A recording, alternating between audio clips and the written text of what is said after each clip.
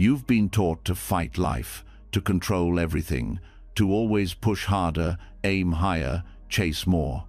But what if that's the reason you're tired all the time? What if all that forcing, fixing, and overthinking is what's keeping you stuck? They said success comes from control, from never stopping, from always doing. But if that were true, why do so many people who have it all still feel lost? Why do you still feel anxious, restless, like something's missing? The truth is, life was never meant to be forced. It was meant to flow. Tonight, we're not here to add more to your to-do list. We're here to let go of the pressure, the noise, the need to always have the answers. And in that letting go, you'll find something better. Stillness, clarity, freedom. For thousands of years, Buddhist wisdom has whispered a quiet truth. Peace isn't found in controlling life, it's found in allowing it. Not by chasing, but by trusting. Not by gripping, but by releasing.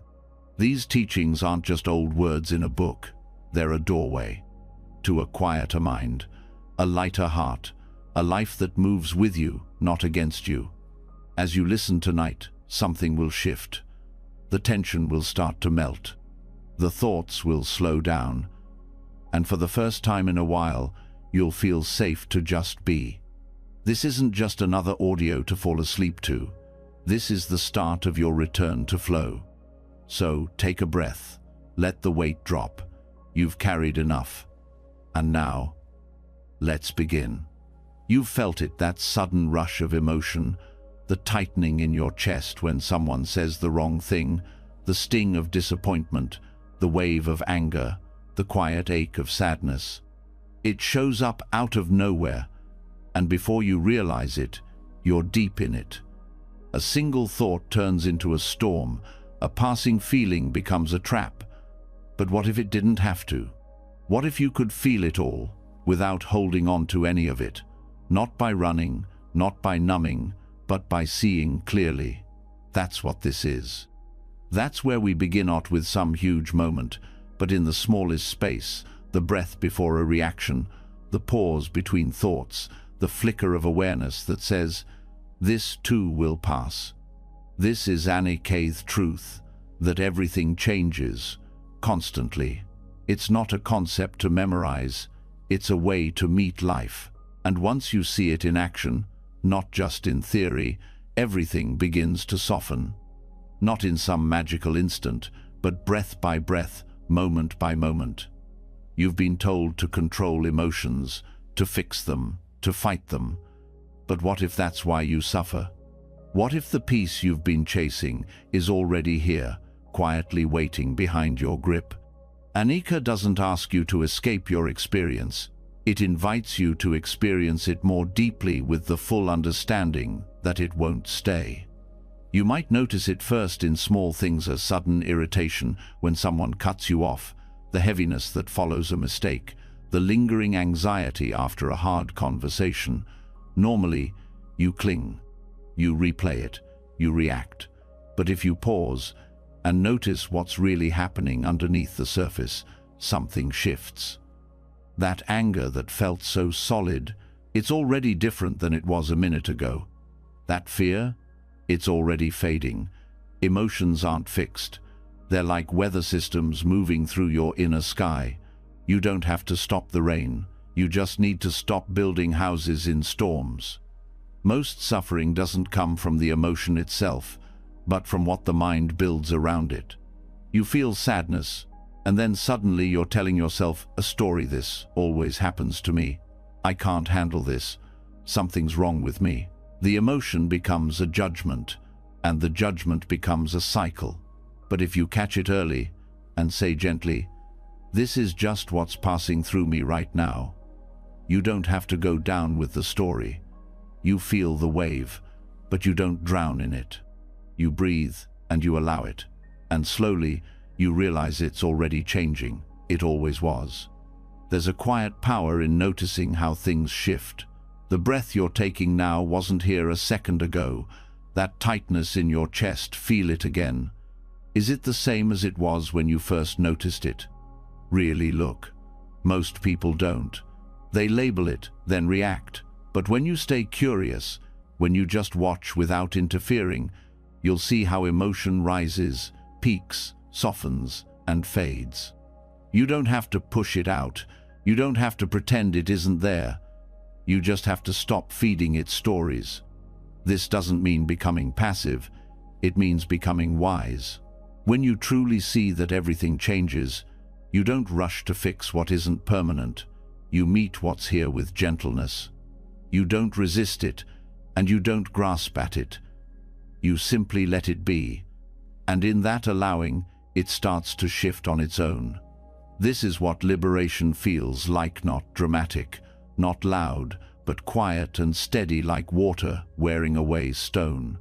Even happiness becomes softer when you understand Anika. You stop clinging to good moments, afraid they'll slip away. You stop chasing highs, thinking they'll last forever.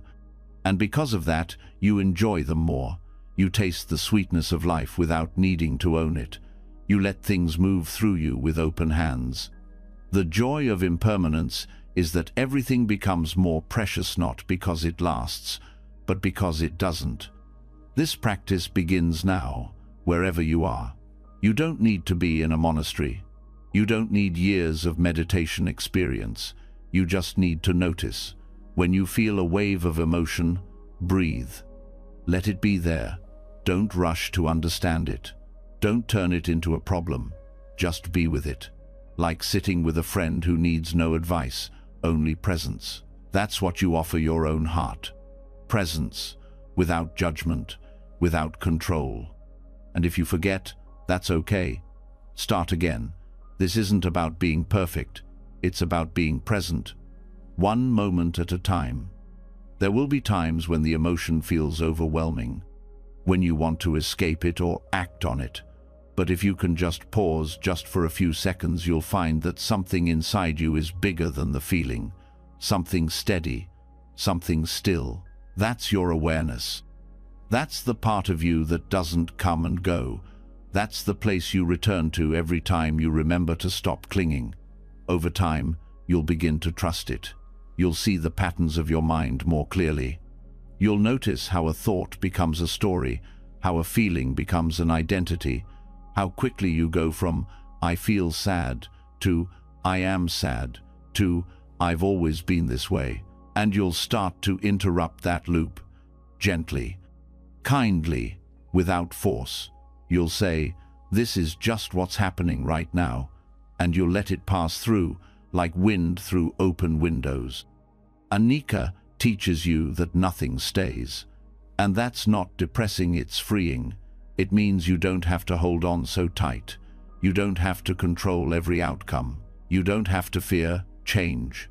Because change is what makes healing possible. Change is what allows joy to return. Change is what lets you breathe through the hard parts, knowing they will move.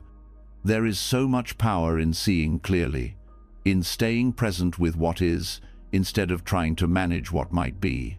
The more you rest in that awareness, the more peace you feel. Not because life is easier, but because you're not at war with it. You stop fighting the moment. You stop needing it to be different. And when you stop resisting, you free up all that energy. Energy you can use to heal, to grow, to love, to be. Not as someone with no emotions, but as someone no longer ruled by them. You'll start to feel more at ease in your own body. You'll notice your shoulders relaxing, your breath deepening, your mind softening. You won't have to try so hard to be okay. You'll just be. That's what awareness gives you, a home you can return to, no matter what's happening outside. You don't need to fix every thought. You just need to see it. And in that seeing, it loses its power over you. This is the medicine of presence. The more you practice, the more it becomes natural. You'll catch yourself in moments you never noticed before. The tight jaw, the racing thoughts, the sudden spike of defensiveness. And instead of reacting, you'll breathe, you'll feel, you'll let go. Maybe not right away, maybe not every time, but more and more. until letting go becomes a habit, until peace becomes your resting place. And you'll see that none of this is about avoiding life. It's about engaging with it more fully. When you stop clinging to how things should be, you start appreciating them as they are, even the hard parts, even the uncomfortable ones, because you know they won't last. You know they're here to teach you something, and when they've taught you, they'll leave. That's how the mind works. That's how healing works. That's how life flows when you let it. So let it. Let the breath come and go. Let the emotion rise and fall. Let the moment pass without trying to hold it. You don't have to be the master of your emotions. You just have to be their witness. You don't have to fix everything. You just have to feel it and let it move. The storm doesn't need your fear to pass. It needs your stillness. You are not your thoughts. You are not your emotions. You are the awareness behind them, the space they pass through. And that space is where freedom lives. Keep returning to it. Keep trusting it.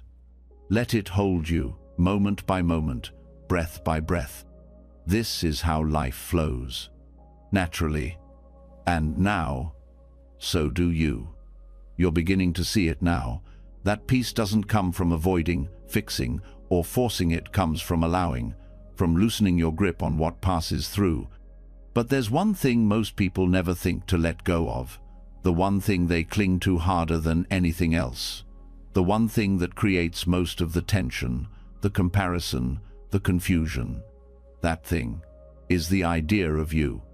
Not your real self, but the version your mind built. The image you carry around. The one made of stories, labels, roles, opinions, memories. It sounds like, this is who I am. I'm just not that kind of person. People like me don't do things like that. And without realizing it, those sentences become a cage. Not a visible one, but a tight, invisible script that keeps playing in your head and shaping how you respond to life. This idea of self seems helpful. It feels like stability, like grounding, but it's not. It's pressure. It's a demand to keep acting in line with your past. It tells you, stay consistent, be predictable, defend the story. But life doesn't work like that. Life is movement. And flow is impossible if you're constantly checking back to make sure you're still being the you think you're supposed to be. The ego doesn't just show up in arrogance or loudness. It appears in the quiet thoughts that say, I can't, I have to, they'll think less of me, that's not like me. It shows up in the need to protect your image, to avoid being misunderstood, to prove something. It's subtle, but heavy. It's what makes you feel small in rooms full of people. It's what makes you overthink before speaking. It's what makes you question yourself even when your heart is clear. When you start seeing this, everything begins to open, because you're not being asked to get rid of your identity. You're just being asked to stop clinging to it, to stop confusing it for who you really are. You can still have a name, a voice, preferences, opinions, but without the weight of needing them to define you, without the need to defend them as truth. When that pressure lifts, life starts to breathe again. Every identity you wear was shaped by something: your childhood, culture, past experiences, relationships, fears, traumas, praise, rejection. And while those things shaped you, they are not you. They are conditions, not essence. When you begin to see that, you stop personalizing everything. You stop holding on so tightly to being right, being seen, being validated, because you realize there's something more peaceful than being someone. It's simply being.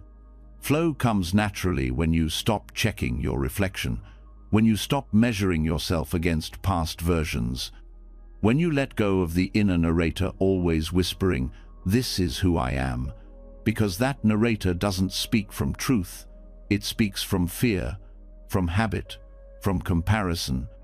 And when you quiet it, What's left isn't emptiness, it's freedom. You've been taught to build a strong identity, to find your passion, your path, your true self. But maybe the truth isn't found in building, but in dissolving. Maybe clarity comes not when you define yourself, but when you become quiet enough to see who you are without labels, when you feel safe enough to not perform, when you no longer need to be anyone in particular. There's a calmness in not needing to be understood, in not needing to explain, in simply acting from presence without referencing your past. That's not forgetfulness. That's freedom. You respond instead of react. You move with what's needed, not with what fits the story you've carried. Think about how often you say, I am anxious, I am shy, I am smart, I am not good at that, I am this, I am not that. Each time, the mind shrinks your whole being into a fixed definition. And that definition becomes a boundary. You start to live inside that shape. You limit what you try, who you meet, how you show up. Not because the world is limiting you, but because your own mind is. That's the grip of identity. But the truth is, you are not a thing. You are not a noun. You are a verb. You're not the story. You're the awareness the story passes through. You're not your habits. You're not your patterns. You're not your preferences. Those things may arise, but they are not you. When you see that, even for a moment, it's like something unclenches inside. You stop needing to fix or prove or explain. You just are. Letting go of identity isn't erasing your personality. It's releasing the demand for consistency with a past that no longer fits. You're allowed to change. You're allowed to evolve. You're allowed to contradict yourself. Growth is contradiction. It's the undoing of who you thought you were. And if you hold too tightly to old versions of you, life will feel like a constant struggle. The idea that you have to figure yourself out can become a prison, as if your job is to find the perfect label and wear it forever. But what if you didn't need to be figured out? What if you could be a little messy, a little uncertain, a little different each day and still be whole? That's not confusion. That's presence. That's the truth showing up in real time, without pretense. You stop asking, who am I supposed to be right now?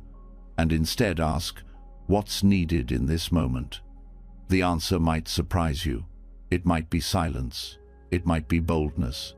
It might be stillness. It might be laughter. And when you're not stuck in identity, you can meet the moment fully, not as a role, but as presence itself. This is how you start to flow. Effortless action arises because there's no longer resistance. You don't have to protect a story. You don't have to be seen a certain way. You're not guarding an image. You're just here, responsive, awake, at ease. The more you trust that, the more energy is freed. You don't waste it trying to be liked or proving you're right. That energy becomes clarity. It becomes compassion.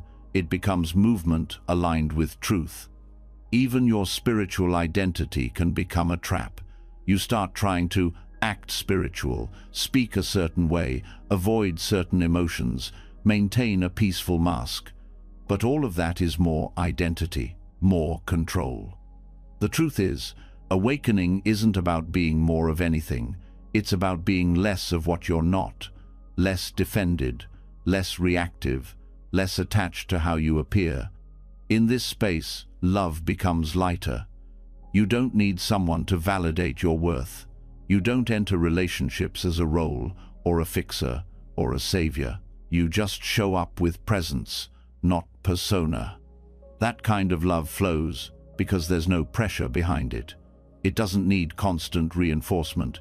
It doesn't collapse when misunderstood.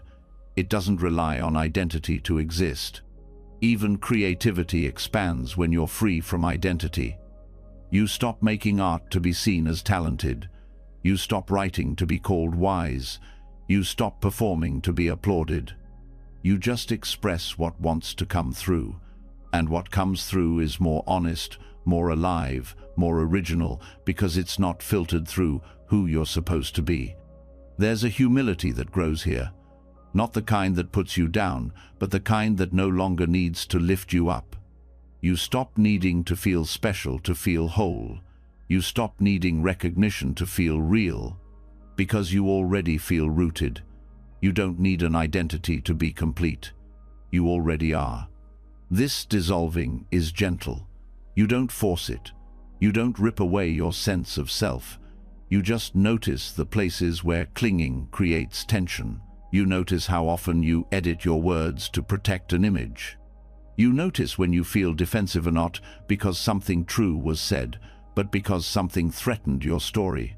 That noticing is enough. Awareness starts the loosening. The more you watch the mind build identity, the more space you feel. A thought arises. I'm not enough. And you see it. Just a thought, not a truth. A memory surfaces. People like me never succeed. And you see it, just a pattern, not reality. A label echoes. I'm too sensitive, too loud, too quiet, too much, not enough. And you see it, a collection of words that you don't need to keep. You get to live without boxing yourself in. You get to show up without armor. You get to be more of yourself by needing less of an identity. And that's where the real strength lives, not in knowing who you are, but in not needing to, in trusting that whatever rises from awareness is already enough. This kind of trust doesn't come from thought. It comes from presence, from sitting with yourself quietly again and again until the noise fades, until the roles fall away, until all that's left is breath, stillness, and awareness, alive and empty and full. You won't find yourself in the mirror of the world. You'll find yourself in the silence underneath everything the world reflects. There's no identity in flow. There's only participation, only openness, only responding with full attention, without agenda. You're not trying to win. You're not trying to prove. You're not trying to fix your image. You're just here, and being here fully is the most honest thing you'll ever do. So, let the old ideas fall away. Let the need to be seen a certain way dissolve. Let the story unravel. You are not here to live as a fixed idea. You are here to move, to grow, to change, to flow. And flow doesn't ask you to be someone. It asks you to be. To live from the stillness that needs no name. To speak from the depth that needs no title. To love from the freedom that needs no role. This is how you return to yourself. Not the small, limited self made of labels, but the spacious self that was never born and never broken. The self that doesn't speak in words, but in presence. The self that doesn't need approval, because it was never separate to begin with. Here, there's nothing to prove, nothing to defend, nothing to hold, just life, flowing through you. And you, flowing back into life, quietly, effortlessly, free. When you stop clinging to who you think you are, something quieter starts to guide you. Not a voice from outside, not a role you have to perform, but an inner sense that knows how to move without force, how to act without trying to impress, how to live without constantly adjusting your mask. That stillness doesn't need identity to function, but there's something else it needs: balance. Not the kind of balance that's perfectly still, the kind that breathes, adjusts, responds. A living balance. A way of moving through each day that keeps you upright, not by holding you stiff, but by keeping you soft enough to respond to life in real time. That's the middle way. Not a rulebook, not a theory. A practice, a rhythm, a steady hand in the swirl of extremes. The middle way isn't about standing still. It's about not getting pulled so far in either direction that you lose your center. Life constantly throws options, reactions, urgencies at you, pulling your mind toward indulgence or denial, pushing your heart toward reactivity or suppression. It's easy to swing to the edges: too much, too little, too fast, too withdrawn. The middle way helps you feel the pull before it takes you. It gives you a way to check your position before you tip over. This path isn't about staying neutral, it's about staying awake, not being frozen between opposites, but fluidly navigating between them. You start seeing in each moment, am I overreaching or holding back? Am I forcing or avoiding? Am I acting from fear or from clarity? These questions don't always come with words. They arise as felt sense, as subtle discomfort or ease, as tension or breath. You learn to listen to that feedback before it becomes suffering. When you start using the middle way as a real-time practice, it changes the way you make decisions. You don't ask, what's the right thing to do, in the rigid sense.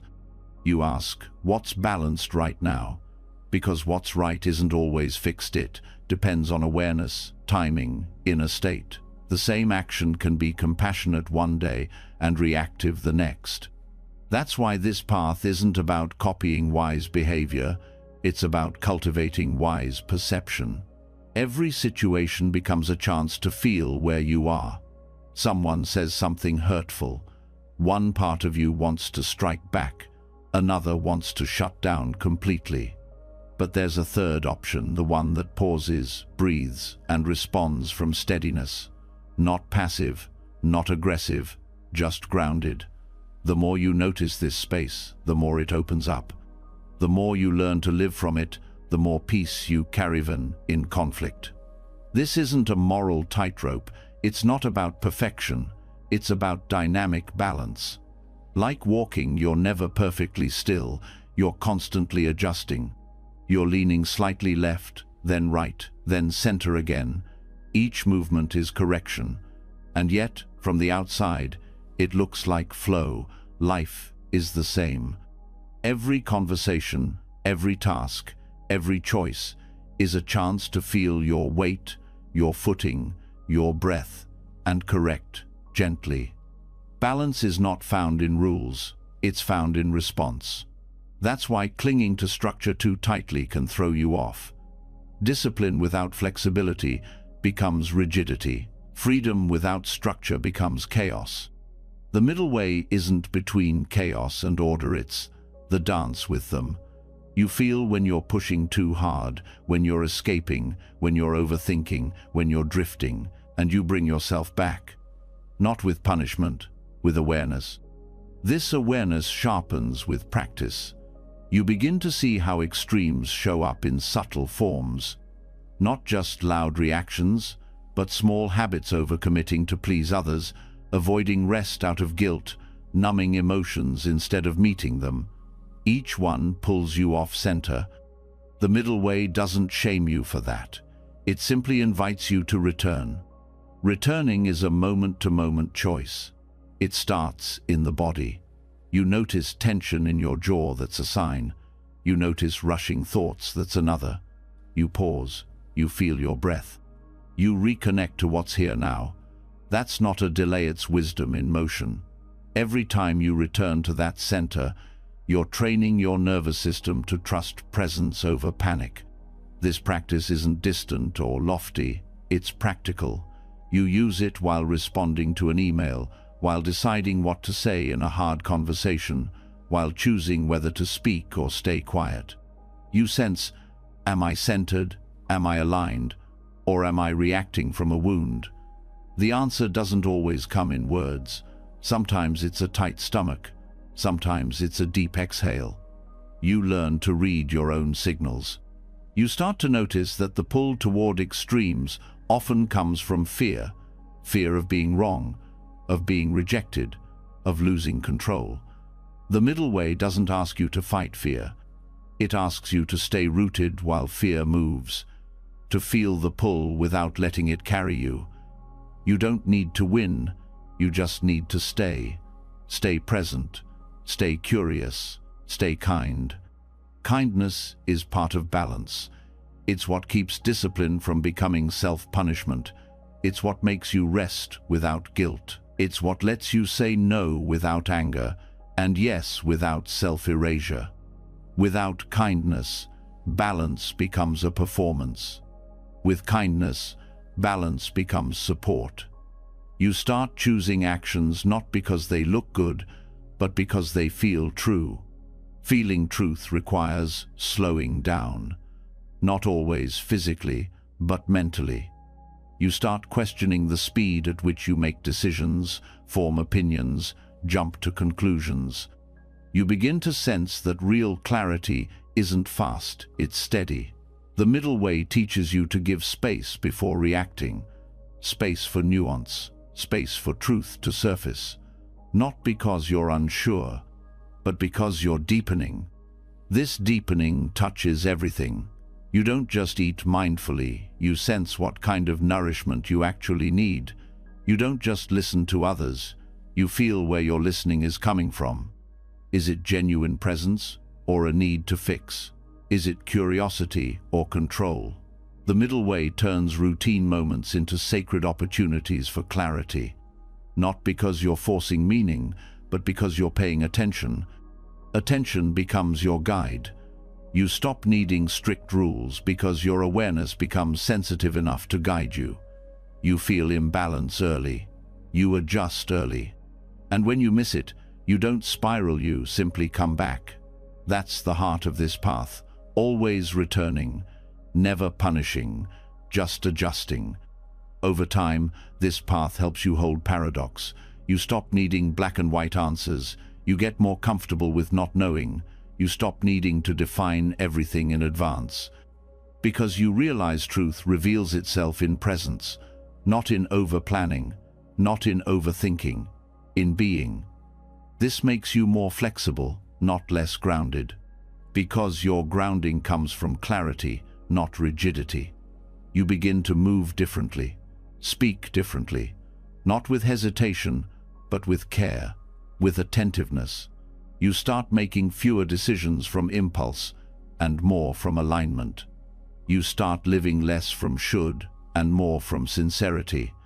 And this sincerity is what keeps you in balance, because you're always centered, but because you know how to return to it. There is nothing passive about this. It takes courage to live in the middle, to not react when provoked, to not numb when overwhelmed, to not prove yourself when judged. That strength doesn't come from force, it comes from presence, from holding your ground gently, from acting without needing to control the outcome. Even in rest, the middle way helps you stay awake. You stop swinging between burnout and collapse. You stop using productivity to outrun worthlessness. You rest before the crash. You nourish without guilt. You pause without apology. That's not laziness. That's intelligence. You begin to trust that presence is more powerful than performance. And when life gets intense, you don't need to disappear into distraction or numbness. You stay in contact with what's real. You breathe. You feel. You respond as best you can. And when you fall into old habits because you will, you don't shame yourself. You return. You recalibrate. You keep learning. That's balance. This isn't about becoming someone new. It's about remembering how to move without losing yourself, how to speak without posturing, how to listen without disappearing, how to feel fully without becoming the feeling. That's what balance means. Here, not 50-50, not perfection, but presence, not staying in the middle out of fear, but out of wisdom. As this becomes your way of being, it gets quieter. You don't talk about balance, you live it. People feel it in your calm, in your steady decisions, in your timing. You respond when others rush. You stay soft when others harden, not because you're better, but because you're present. And presence knows the difference between reactivity and response. This presence creates spaciousness in your mind, in your body, in your relationships. You start noticing how much tension you used to carry, how much energy you used to waste swinging between extremes. Now that energy returns to you. It becomes clarity, compassion, resilience. You stop burning out. You stop bouncing between control and collapse. You live steadier, breathe deeper. Even under pressure, you move with awareness. You can act quickly, but not impulsively. You can be strong, but not harsh. You can say no, but not from fear. You can say yes, but not from guilt. That's not balance you achieve once, it's balance you maintain, one breath at a time. There's nothing to prove, nothing to chase. The middle way isn't a destination, it's a home, a place you return to when the world pulls you apart, a rhythm you move with when everything else gets loud. You don't cling to silence, you don't cling to noise. You walk through both, with awareness. That's enough. And when you live this way, others feel it. Not because you preach it, but because your presence makes space for theirs. You don't try to fix them. You don't try to save them. You meet them where they are, while staying rooted in your own balance. That's the most generous thing you can offer. This path continues every day, in small moments, in deep breaths, in gentle corrections. You don't need to get it perfect. You just need to stay close to presence. Let awareness lead. Let kindness soften. Let wisdom guide. And no matter how far you sway, always return to center. This is the art of living well, not through control, but through calibration, not by freezing, but by flowing, not by being right, but by being real. This is the middle way, not as a theory, but as a lived experience.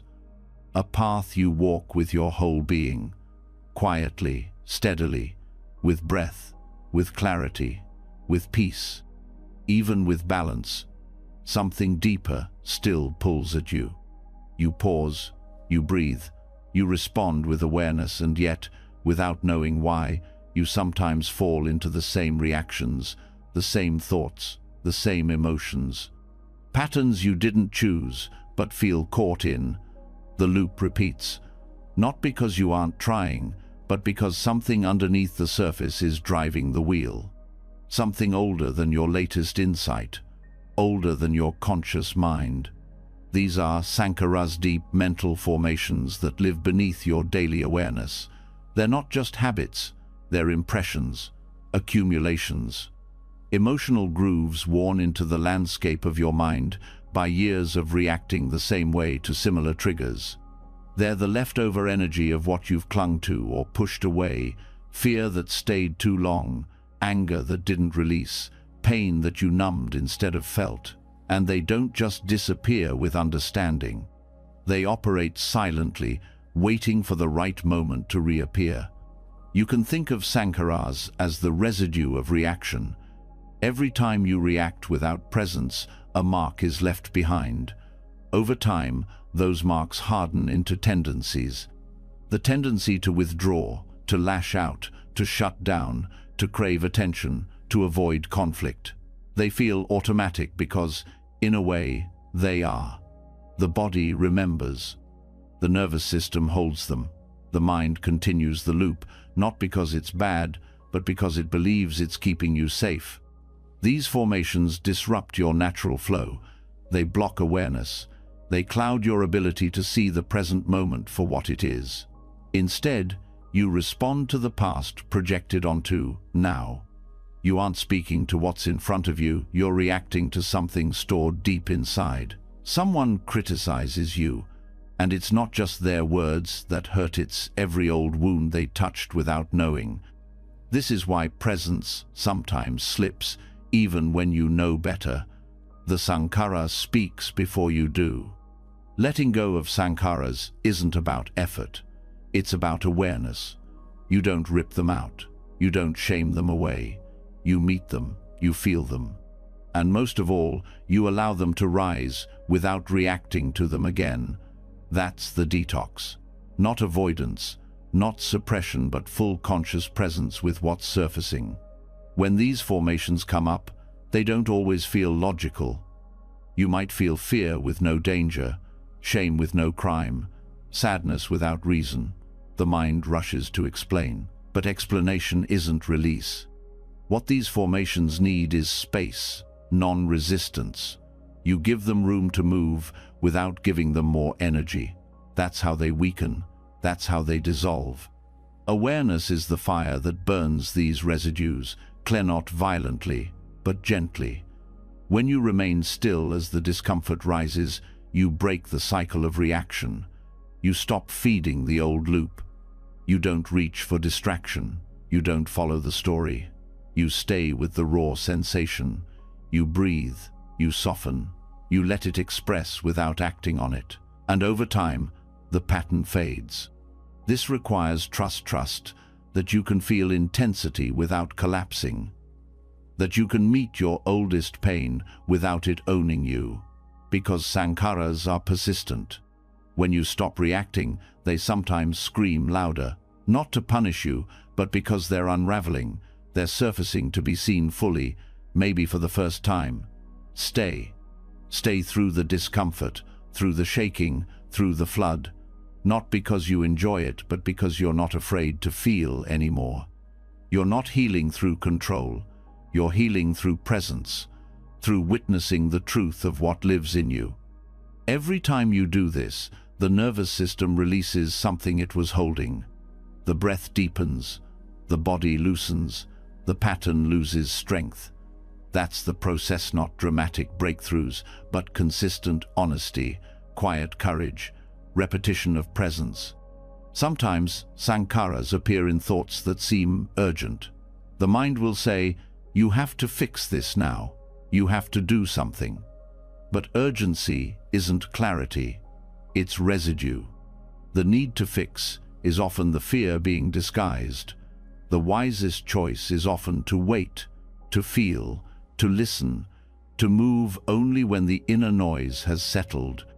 Because if you move from compulsion, the pattern rewrites itself.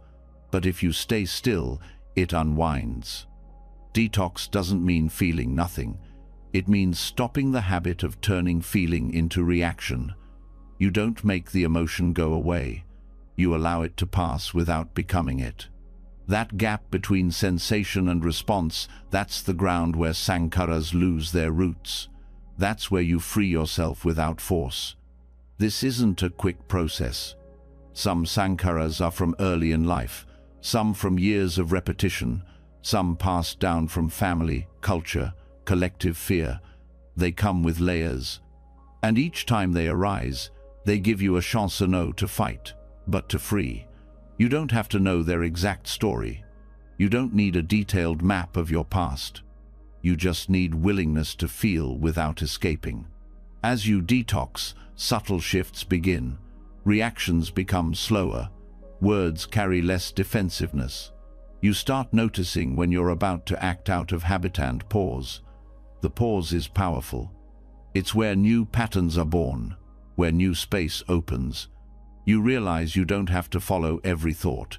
You don't have to obey every urge. You can be aware without being controlled. That's when flow returns, not as a reward, but as a result of not blocking yourself anymore. The effort you used to spend reacting, suppressing, overthinking it, becomes energy for movement, clarity, creativity. You don't need to constantly heal, you start to live from healing, not because the pain is gone, but because it no longer leads. And yet, there's no arrival point. Sankharas rise in layers. Some patterns stay quiet until you're ready to meet them. Life brings triggers not as punishments, but as invitations. Each challenge, each discomfort, each stuck moment is a chance to uncover another hidden reaction. You stop fearing these moments. You meet them with curiosity. Instead of asking, "Why is this happening again?" you begin asking, "What is this showing me?" That simple change softens the whole experience. You become a student of your own inner world, not a fixer, not a judge, just a witness, a participant in your own liberation. As old tendencies loosen, your presence gets lighter. Interactions become less loaded. You don't brace yourself before speaking. You don't rehearse how to be. You don't carry tension into every conversation. That's not because life got easier, but because you're not projecting as much onto it. You start recognizing when your words are coming from clarity or from residue. The tone shifts, the timing changes. You stop interrupting yourself with the need to perform. And in that silence, your truest responses emerge, no rehearsed, not filtered, just real. This realness makes connection easier. You no longer meet people through layers of defense. You listen with your whole body. You speak without overcompensating. Even your eyes soften. And people can feel that. They sense you're not trying to prove something. You're just present. And that presence creates safety not only for them, but for you. Sankara work brings you home to your body. Because many of these formations aren't mental, they're physiological. The chest that always tightens, the shoulders that lift, the gut that braces.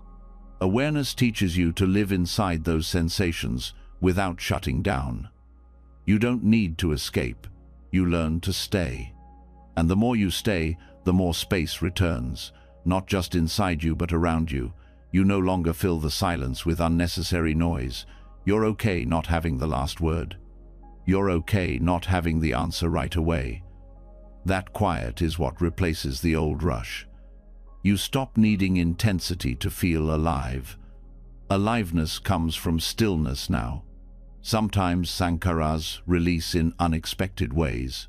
Tears without a story, shaking without fear, dreams that stir something loose. Trust the body's wisdom. It knows what it's doing. You don't need to analyze everything. You just need to support the release. That means staying hydrated, resting, moving slowly, saying no when your energy is low. Your system is doing deep work, honor that. This process rewires you, not just emotionally, but energetically. What once drained you doesn't affect you the same. What once triggered you now passes through. You feel more stable in joy, more grounded in sadness. You don't swing as far. You don't collapse as fast. That's not numbness, that's strength. You start sensing other people's sankaras too. Not to judge but to respond with compassion.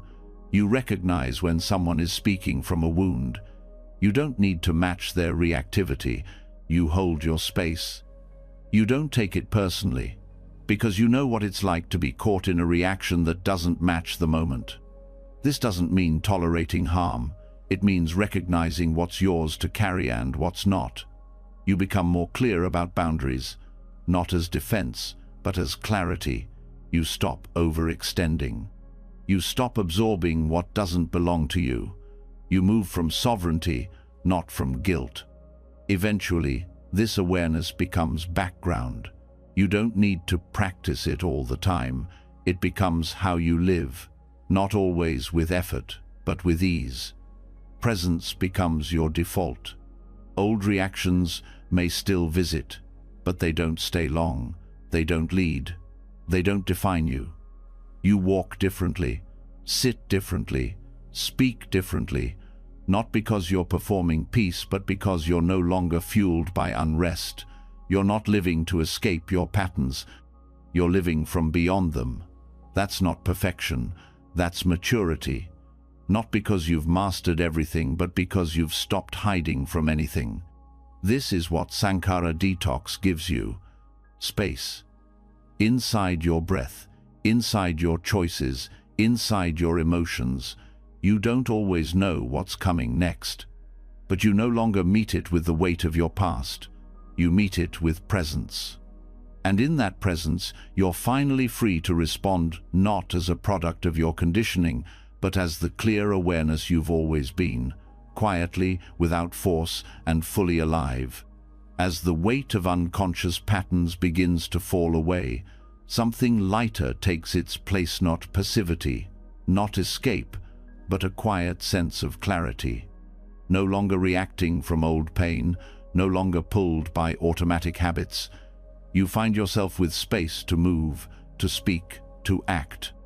But now, a new question arises. How do you move through life with presence without falling back into striving? How do you engage fully without being driven by the need to prove, fix, or rush? This is where the heart of Appamada begins to unfold, not in effort as force, but in effort as presence. a kind of alertness that isn't aggressive, a dedication that isn't exhausting, a way of showing up that honors both the moment and your natural rhythm. This is the path of effort without struggle, diligence without tension. Most people are taught to push, to always try harder, to chase goals with urgency. If something isn't working, the answer must be to apply more force. And if you slow down, you risk being left behind. But this conditioning creates inner pressure, the kind that tightens your breath, clouds your mind, and makes even simple tasks feel heavy. The moment you begin to think you have to fight for peace, you've already stepped out of it. Appamada doesn't mean doing less. It means doing from a different place. It means shifting from effort rooted in fear to effort rooted in clarity. You're not acting because you're panicked. You're not moving because you're behind. You're engaging because there's an inner sense of rightness, no pressure, no panic, just a steady commitment to presence. This kind of diligence is soft and alert. It doesn't resist the moment, but enters it with attention. When you move from appamada, you aren't rushing to the next thing. You're fully with what's here. If you're washing dishes, you're washing them with care. If you're having a conversation, you're listening without waiting for your turn to speak. The doing happens, but it flows from presence and from a tight need to finish, succeed, or achieve. Non-striving doesn't mean being lazy or detached. It means your actions are free from grasping. You do what needs to be done, but without the added layer of mental pressure. You're not trying to control the result. You're not turning the present moment into a tool to get somewhere else. Instead, you trust that right effort, grounded in awareness, brings about right outcomes without needing to force them. This approach transforms how you relate to your goals.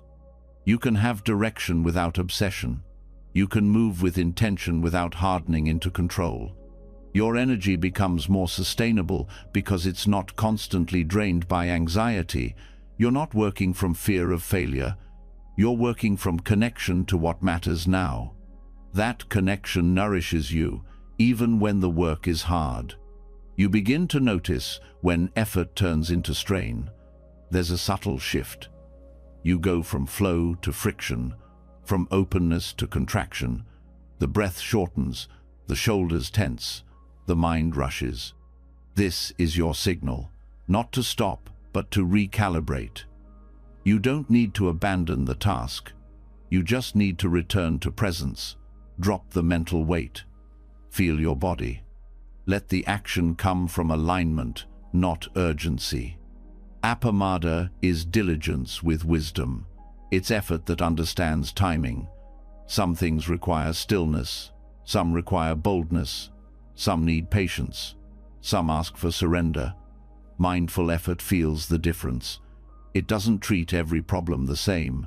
It doesn't apply the same pressure everywhere. It listens, it adjusts, it acts, but never out of fear. This way of moving also helps you avoid burnout, because what wears you down isn't just doing, it's the mental resistance that piles on top. It's the self-judgment, the internal deadlines, the belief that rest means failure. With appamada, rest becomes part of the rhythm. Pausing isn't falling behind, it's part of moving wisely. You're not abandoning your path. You're honoring your limits. This isn't indulgence, it's intelligence. When you allow yourself to pause, to step back, to feel before acting, your work deepens. Your relationships soften. Your mind clears. You become more responsive, less reactive. The energy you used to spend forcing life now supports you in living it fully. You begin to act from spaciousness. You're not driven by what others expect. You're not reacting to what you fear. You're simply doing what the moment calls for, from a place of internal steadiness. That steadiness isn't passive, it's alive. It's alert to what's needed and willing to act without being dragged by emotion or pressure. This also transforms your sense of discipline. Most people think discipline means forcing yourself to do things you don't want to do, But true discipline is something different. It's choosing what aligns with your deepest values, even when it's uncomfortable. It's staying connected to your intention, not just your impulse. And when that discipline is guided by presence, not punishment, it becomes a joy. You're not fighting yourself. You're walking with yourself. There's a deep respect in this way of living, respect for your energy, respect for your body, respect for time. You stop seeing yourself as a machine that has to produce. You start seeing yourself as an instrument of awareness. Your value isn't measured by how much you do, it's measured by how present you are in what you do. This helps you let go of comparison. You stop measuring your path against someone else's speed. You stop believing that faster is better, that louder means more important. You start tuning in to your own rhythm. You move when it's time. You rest when it's time. You listen to what's real, not what's expected. This inner alignment brings peace, not because everything is easy, but because you're not at war with your own pace. Even in ambition, this clarity remains. You can have big dreams without being consumed by them. You can take bold action without turning your life into a race. You're not proving your worth. You're expressing your truth. That expression doesn't need to be forced. It arises naturally when you stop trying to push life faster than it's ready to move. This kind of effort feels light in the body. You might be busy, but you're not frantic. You might be challenged, but you're not rigid. The movement is there, but it's graceful. You're in contact with what's essential. You don't waste energy on overthinking, on pleasing, on rushing through tasks just to finish. Every step becomes intentional. Every breath a reminder that this moment matters, not just the result. Appamada allows you to stay steady even when life gets difficult. You're not crushed by setbacks because your effort isn't tied to outcomes. You're committed to presence, not perfection. When things go wrong, you adjust, you learn. You keep showing up not because you're forcing yourself, but because something deeper is moving you. That deeper movement is what matters most. It's not flashy, it doesn't scream, but it's consistent. It carries you when motivation fades. It grounds you when things fall apart. You're not running on adrenaline. You're rooted in awareness. You don't need to hype yourself up to take action. You simply act when it's time, and rest when the moment is complete. This also changes how you relate to success. You stop chasing moments of validation. You stop needing constant proof that you're doing well. Your success becomes how well you stayed present, how honestly you showed up, how clearly you acted from intention. That kind of success can't be measured in numbers, but you feel it in your body, in your breath, in your peace. And when failure comes, as it always does, you meet it differently. You don't collapse. You don't panic. You reflect. You respond. Because you're not ashamed of effort. You're not ashamed of trying. You're not driven by fear of falling. You're guided by a deeper rhythm. And that rhythm allows room for everything: success, failure, silence, motion. Nothing is wasted. This is what it means to walk through life awake. To give your energy fully, without holding back, but also without clinging. To love what you do, without becoming trapped by it. To stay alert to what matters, and relaxed about what doesn't. That's the art of mindful non-striving. It's not about doing nothing, it's about doing without tension. As this way of living deepens, you stop postponing peace. You don't say, "I'll relax when I'm done." You relax while doing. You don't wait for everything to be perfect before you feel okay. You feel okay now, and let that calm move through your actions. Your effort becomes love in motion. Your presence becomes your power. And others feel that too. You become someone people can trust. Not because you're flawless, but because your energy is stable. You don't bring panic into the room. You bring groundedness. You're not trying to control others. You're responsible for your own state.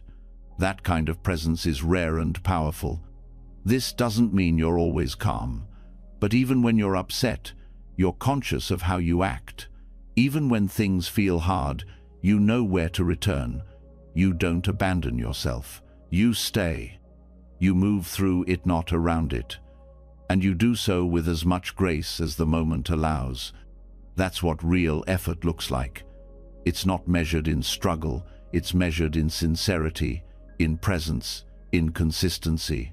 In your willingness to show up, again and again, with an open heart and a steady hand. Not for praise, not for approval, but because it's the most honest way to live. And when you live this way, you stop chasing flow. Flow becomes your default. Not because everything is smooth, but because you are. You're no longer pulled by extremes. You're no longer reacting from fear. You're acting from clarity. And that clarity is what makes your effort effortless. Appamada is not a destination. It's a moment-to-moment practice, a way of remembering what matters most, a commitment to live awake, to love without force, to act without clinging. You don't need to rush, you don't need to fix, you just need to stay with what's real. And from that place, life moves, quietly, clearly, without struggle, without strain, only presence, only flow, only effortless effort. The more you live from presence, the less you need to hold. When effort becomes aligned instead of forced, life stops feeling like something you have to push through. There's less grasping, less defending, less performing. What begins to surface in this stillness is something even subtler, a kind of lightness that doesn't come from getting what you want, but from seeing that you don't have to hold so much in the first place. Not your roles, not your thoughts, not even the idea that things should have fixed meaning. This is where the depth of sunyata reveals itself, not as a concept to believe, but as a space to live from. Emptiness, in this sense, doesn't mean void or lack. It means freedom from fixed form. It means the openness beneath appearances. It means not being confined by what something seems to be. When you see clearly, you begin to notice that everything you hold onto, every belief, identity, emotion, relationship, is shifting, always changing. And yet, you keep trying to freeze it, define it, name it, turn it into something permanent. This grasping creates weight, tension, friction. Not because anything is wrong with life, but because you're trying to control what can never be held still. Sunyata is the realization that everything you cling to is empty of fixed essence. Your job isn't who you are. Your thoughts aren't the truth. Your emotions aren't permanent. Even your relationships are not fixed objects. They are living, breathing fields of interaction, constantly moving, reshaping. When you stop forcing life into solid shapes, something opens. You begin to relate to the world differently. Instead of treating people like characters in a script, you meet them with fresh eyes, without assumptions, without the past pressed over the present. You stop needing your relationships to fulfill a story. You stop needing labels to feel safe. You start allowing space between words, between reactions, between expectations. In work, this openness becomes creativity. The less you fixate on how things should be, the more you start noticing what's actually possible. You stop trying to make your role fit a rigid identity. You allow the task to unfold through presence, not pressure. This doesn't make you less focused, it frees your attention. You no longer resist change. You no longer need every plan to stay intact. You work with what's real, not what's frozen in your mind. Thoughts lose their grip when you see their emptiness. Not because you fight them, but because you stop mistaking them for absolute truth. You notice how quickly they arise, how they shift, how one thought contradicts the next. This doesn't make them meaningless, it makes them light. You can think clearly without being trapped in thought. You can observe the mind without being owned by it. The freedom of sunyata is not detachment in the cold sense. It's intimacy without stickiness. It's depth without density. It's being fully engaged while knowing that nothing needs to be possessed, that you don't need to carry everything you touch, that even the most beautiful experiences don't need to be held onto. This opens the heart in unexpected ways. Love becomes less about keeping and more about being with. You don't demand someone stay the same.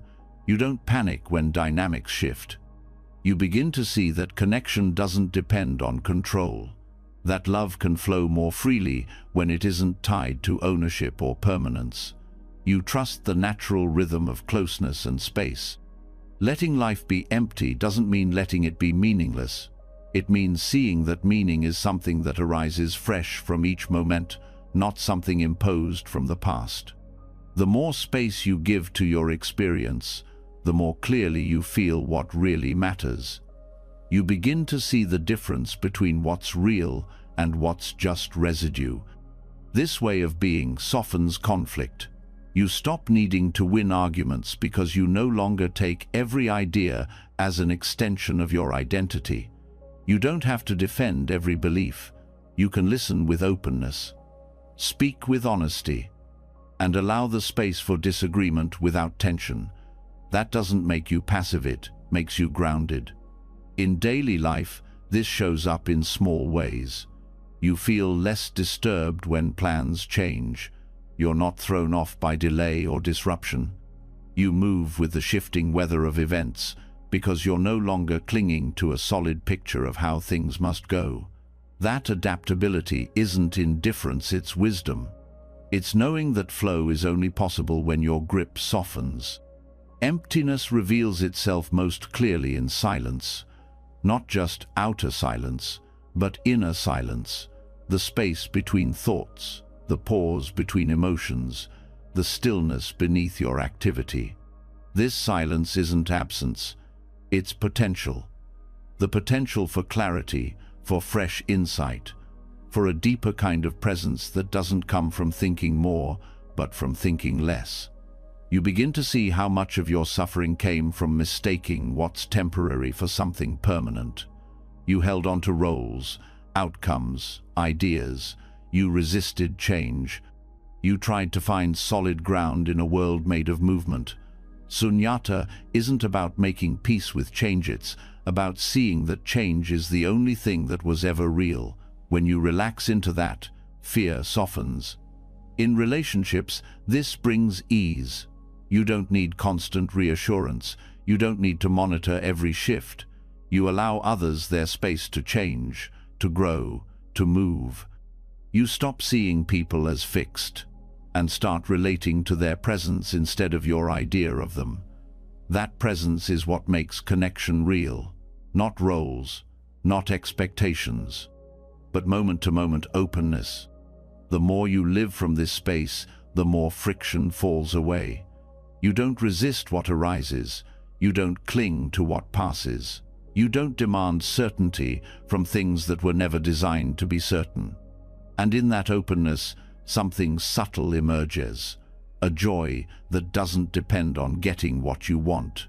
A peace that doesn't depend on everything going your way. This peace isn't passive. It's alive. It breathes with you. It shows up in how you move, how you listen, how you let go without shutting down. You start seeing that emptiness is what allows everything to happen. It's not a void, it's the canvas, the space in which all experience appears and disappears moment by moment. Even your sense of self becomes lighter. You stop defining yourself by history, labels, performance. You stop carrying the need to be consistent with who you were. You allow yourself to evolve without apology. You become a space through which life moves, not a fixed character trying to hold a shape. That's not losing your identity, it's letting it breathe. This space is not something you create. It's what remains when you stop filling every moment with thought, every silence with noise, every action with judgment. When you stop clinging, space appears. And in that space, truth can speak. You begin to know yourself not through analysis, but through direct experience. Not as an idea, but as a presence that doesn't need explanation. In this emptiness, compassion grows, because the more you see that everything is moving, the more you stop judging people for being in process. You know that reactions aren't permanent, that pain isn't identity, that mistakes are part of movement. You become more patient, not by trying harder, but by seeing deeper. You also become less reactive. There's room inside you now, room between stimulus and response, room to breathe before speaking, room to feel before deciding. That space doesn't mean detachment. It means you're no longer trapped in automatic patterns. You respond with clarity, not compulsion. Sunyata turns urgency into presence. You stop rushing to resolve every emotion. You stop needing to fix discomfort immediately. You allow what arises to rise fully. You give it space. And in that space, it often resolves its not because you solved it, but because you let it unfold. This affects how you create, how you build, how you lead. You don't impose structure too soon. You give ideas time to ripen. You trust the unfolding process. You don't fear the unknown, you meet it with curiosity. You allow room for not knowing, which is where true creativity begins. Even your spiritual path becomes lighter. You stop chasing enlightenment as a destination. You stop needing to feel a certain way to believe you're growing. You realize the path is not about adding more eights, about removing what blocks, what's already here, what's already awake, what's already whole. Sunyata invites you to live from spaciousness, to trust what opens when you stop forcing, to listen more than you speak, to feel more than you explain, to allow more than you control. That trust changes your pace. Your rhythm slows, not from laziness, but from awareness. You stop trying to outrun yourself. You start walking with life. That walk becomes simpler, not in what you do, but in how you hold it. You stop measuring your worth by output. You stop organizing your value by comparison. You just keep returning to presence. That presence becomes the ground from which all action arises, not scattered, not desperate, but clear and steady. This is how emptiness fills you, not with answers, but with clarity, not with beliefs, but with openness, not with more ideas, but with less noise. You don't become disconnected. You become more real, more available, more free. You don't need to explain this to anyone.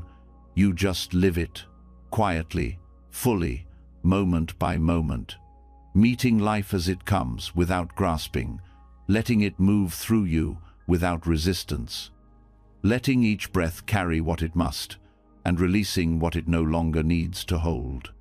This is what it means to live spaciously, to let things come, to let things go, to stay soft in a world that wants you hard, to remain open, even when closing would be easier. That's not weakness. That's strength without armor. Sunyata doesn't offer control. It offers freedom, not from life, but from the illusion that you have to hold it all together. You don't. You never did. You're already held by something deeper than thought, something wider than form, something spacious enough to let everything be exactly as it is and still feel whole. Keep letting go, keep softening, keep trusting the space between things. That's where truth lives. That's where peace breathes. That's where you begin again, with nothing to carry and everything to feel. Spacious, light, free. When you stop clinging to form, something softens. You stop needing life to fit a shape it was never meant to hold.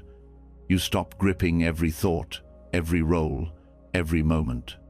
That space you, open spaciousness of mind, of breath, of awareness, doesn't erase pain. It simply reveals that pain doesn't have to trap you. Even within openness, discomfort still comes. Loss still comes. Grief still moves through the body. But now, you meet it differently. You stop sinking into it. You learn how to stay on top of it. You learn how to ride the wave. This is the shift, the part that changes everything, the moment when you stop treating suffering as something wrong and start meeting it as something workable. Dukkha, the core Buddhist term for suffering or unsatisfactoriness, is not a mistake. It's part of the fabric. It shows up not because life is broken, but because things change, people change, expectations break, and the mind resists what is. There's no bypass here. This isn't about avoiding or sugarcoating pain. It's about developing a new relationship to it, one where pain is not your enemy, where hardship is not your identity, where discomfort is no longer a reason to collapse, but an invitation to wake up. The suffering you feel does not need to drown you. It can show you how to stay afloat. It begins with presence, not presence as a technique, but as an orientation, being willing to feel without judgment, to allow what hurts without needing to label it as failure. The body contracts around discomfort. The mind reacts to avoid it. But what happens when you stop pulling away? When you stop fighting the current and start learning its movement? Pain is energy. It rises, it peaks, it moves.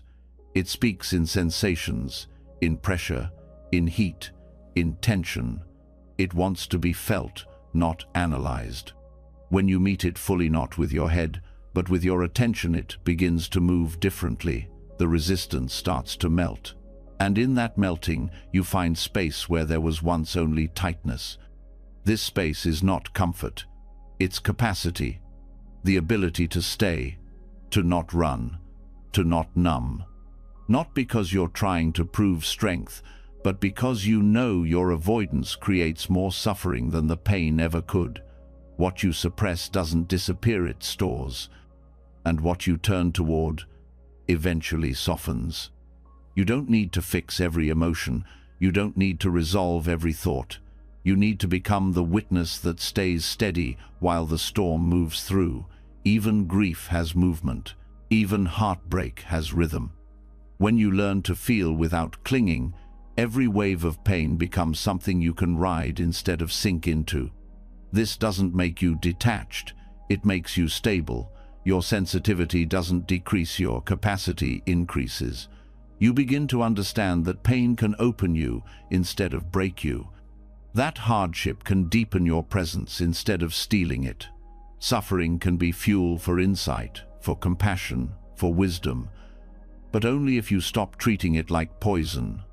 To float on dukkha is not to celebrate it, but to stop fearing it, to stop turning every discomfort into a catastrophe. To notice that most of what makes suffering unbearable is the way you tense around it, the stories you add to it, the resistance you pile on top of it. Pain alone is manageable. It's the mental reaction that turns it into torment. You start by naming what's true. There is pain, there is loss, there is confusion, but then you pause before the narrative begins. You don't need to build a house around the pain. You don't need to turn it into identity. You don't need to decide who you are based on what hurts. You just feel, directly, honestly, without story. The breath becomes your anchor. Every inhale, a return to what's real. Every exhale, a letting go of what's extra. You don't breathe to escape the pain. You breathe to make space for it, to hold it with dignity, to say, even this has room here, even this belongs. When you stop labeling discomfort as failure, you begin to learn from it. Every hard moment becomes a teacher.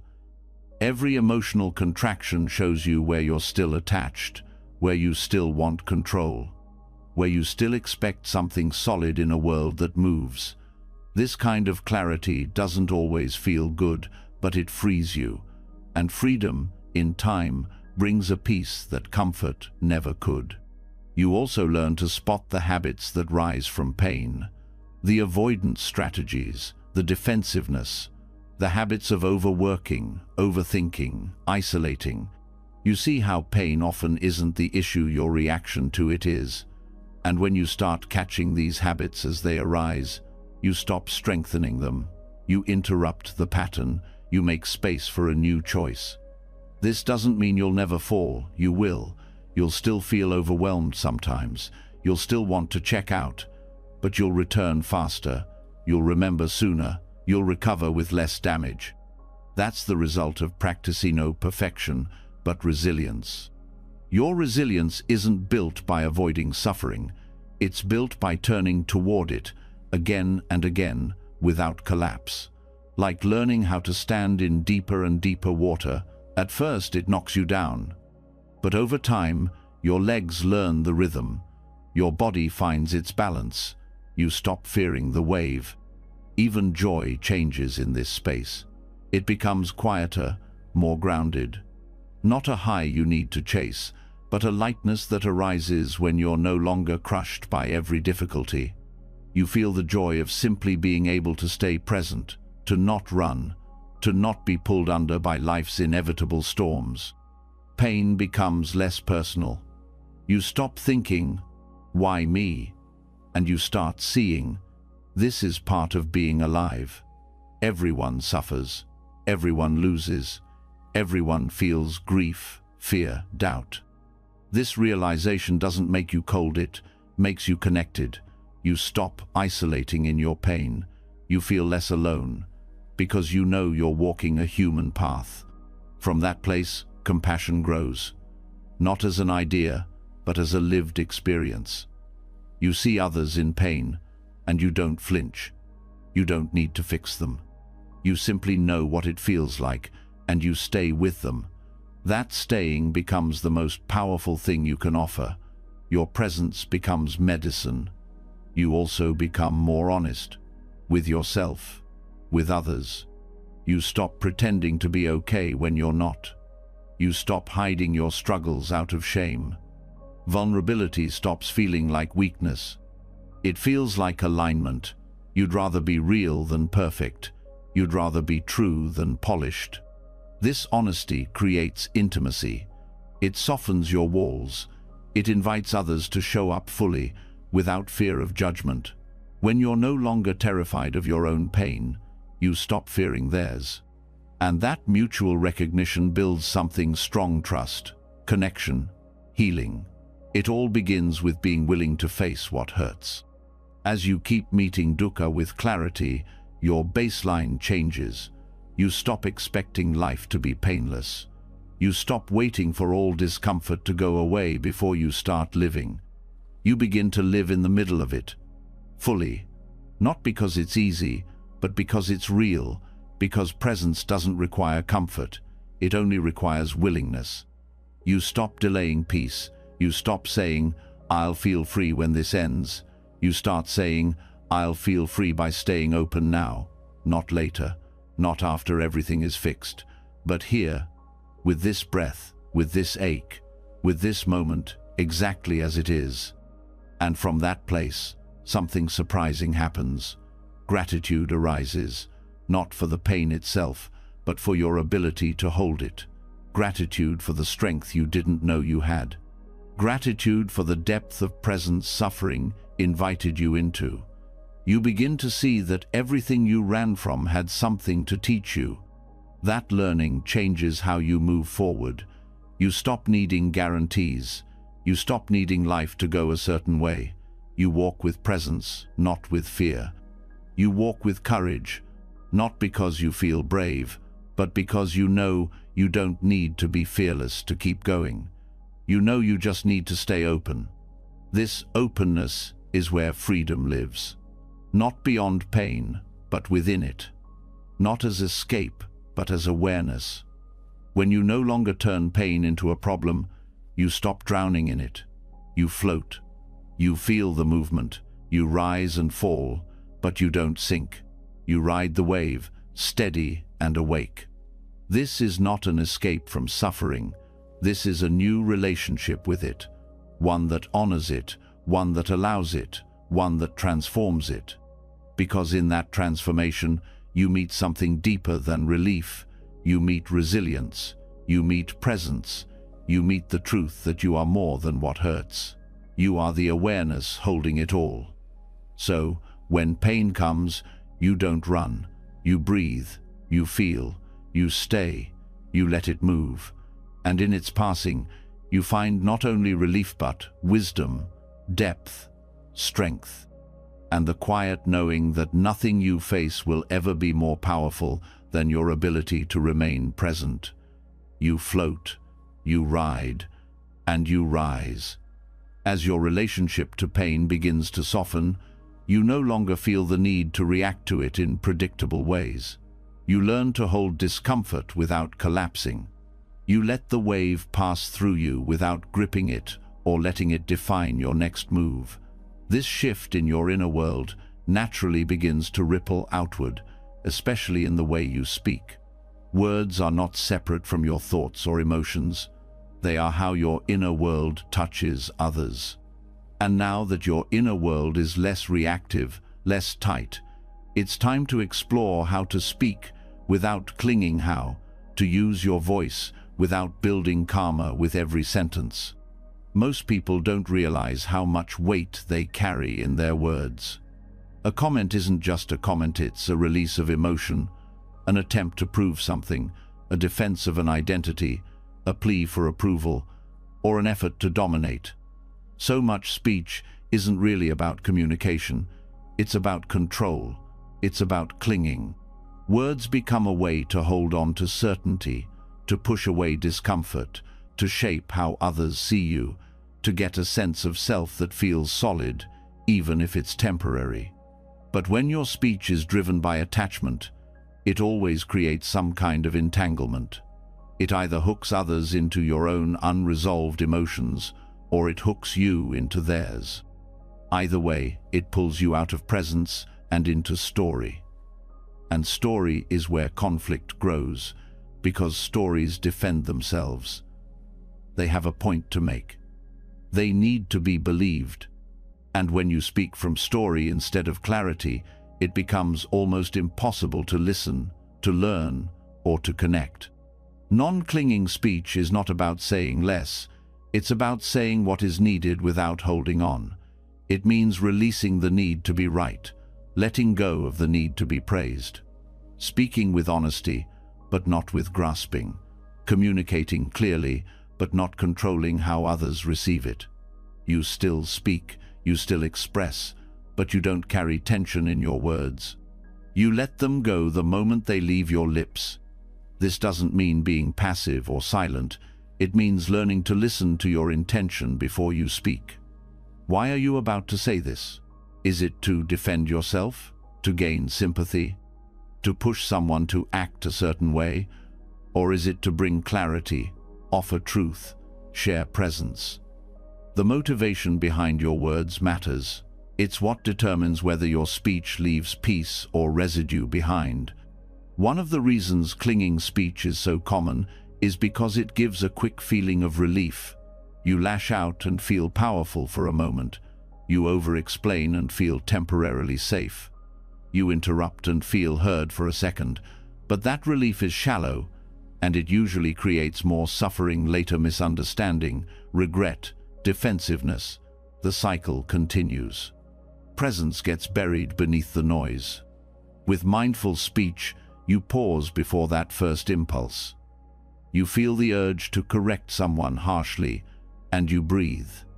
You feel the desire to share something just to be seen, and you question it. You sense the habit of explaining too much, and you ask yourself whether silence would carry more strength. Not every thought needs to become a sentence. Not every emotion needs to be shared instantly. Stillness can be more honest than words if the words are not clean. When you do speak, clarity becomes the guide.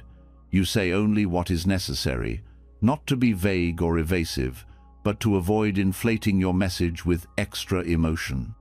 You speak in a way that's kind without being soft, truthful without being cruel, firm without being hard. You don't decorate your sentences to manipulate. You don't raise your volume to dominate. You speak as if your words are tools for connection, not weapons of control. One of the most powerful shifts in this practice is learning how to release the outcome of your communication. You can speak from your heart and still be misunderstood. You can offer truth and it may still be rejected. You can express yourself with full integrity and not receive the response you hoped for. Non-clinging speech means allowing this to be okay. You do not force understanding. You don't bend yourself to be accepted. You release your part with clarity and let go of what isn't yours to carry. This opens a new kind of space in conversation. You're no longer trying to steer the moment, you're present with it. You listen without plotting your next point. You speak without tightening around your message. The interaction becomes alive, something shared instead of controlled. That doesn't mean it's always easy, but it becomes honest, and honesty, held in presence, heals more than any clever argument ever could. In moments of conflict, this becomes even more important. You're triggered. Your body wants to react. Your thoughts sharpen. You feel the rising impulse to say something that will land, something that will protect you or prove your point. But in that space of awareness, you see it. You see how much energy is behind the words forming in your mouth, and you choose not to speak until that energy settles. You stay, you breathe, you watch the emotion rise and fall. And when the time comes to respond, the words are clear, measured, not manipulative, not defensive, just what's needed and no more. Over time, this changes how you view communication entirely. It stops being about winning, or even about being understood. It becomes about staying connected to truth, even when it's hard. About offering presence instead of performance. About responding instead of reacting. This doesn't always make conversations smoother, but it makes them cleaner. You don't carry regret afterward. You don't replay what you should or shouldn't have said. You were there, fully, and you spoke from that presence. This kind of speech also dissolves hidden tensions in your relationships. People may not know why they feel safer around you, but they do, because your words don't carry hidden hooks. You're not subtly manipulating, guilt-tripping, or demanding. Your voice becomes something others can trust, not because it's perfect, but because it's sincere. Even your inner speech begins to shift. You stop narrating every emotion. You stop creating drama out of discomfort. You notice the stories forming in your mind and you don't believe all of them. You start speaking to yourself with the same clarity you offer others. You stop clinging to internal commentary that fuels self-doubt or judgment. You create space in your own mind by letting go of unnecessary commentary. This inner spaciousness supports your outer communication. The less reactive your inner world, the more responsive your words. You're not as easily hooked by others. Their moods don't dictate your speech. Their projections don't throw you off. You stay steady, not because you're detached, but because you're not trying to control anything. You're rooted in presence, not in performance. You also learn the art of not speaking. You realize silence isn't awkward, it's powerful. You stop rushing to fill space. You give others room to find their words. You let quietness say what words cannot. Sometimes the most respectful thing you can offer is your silence, not as withdrawal, but as attention, as reverence for the depth beneath the noise. When you do speak, your words carry energy that comes from stillness, not reaction. People can feel this. It's not about the vocabulary you use, it's about the awareness behind it. You can say something simple and it lands deeply because you meant it. You weren't posturing, you weren't trying to prove, you were just present. This changes how you apologize, how you set boundaries, how you express care. Apologies become sincere, not performative.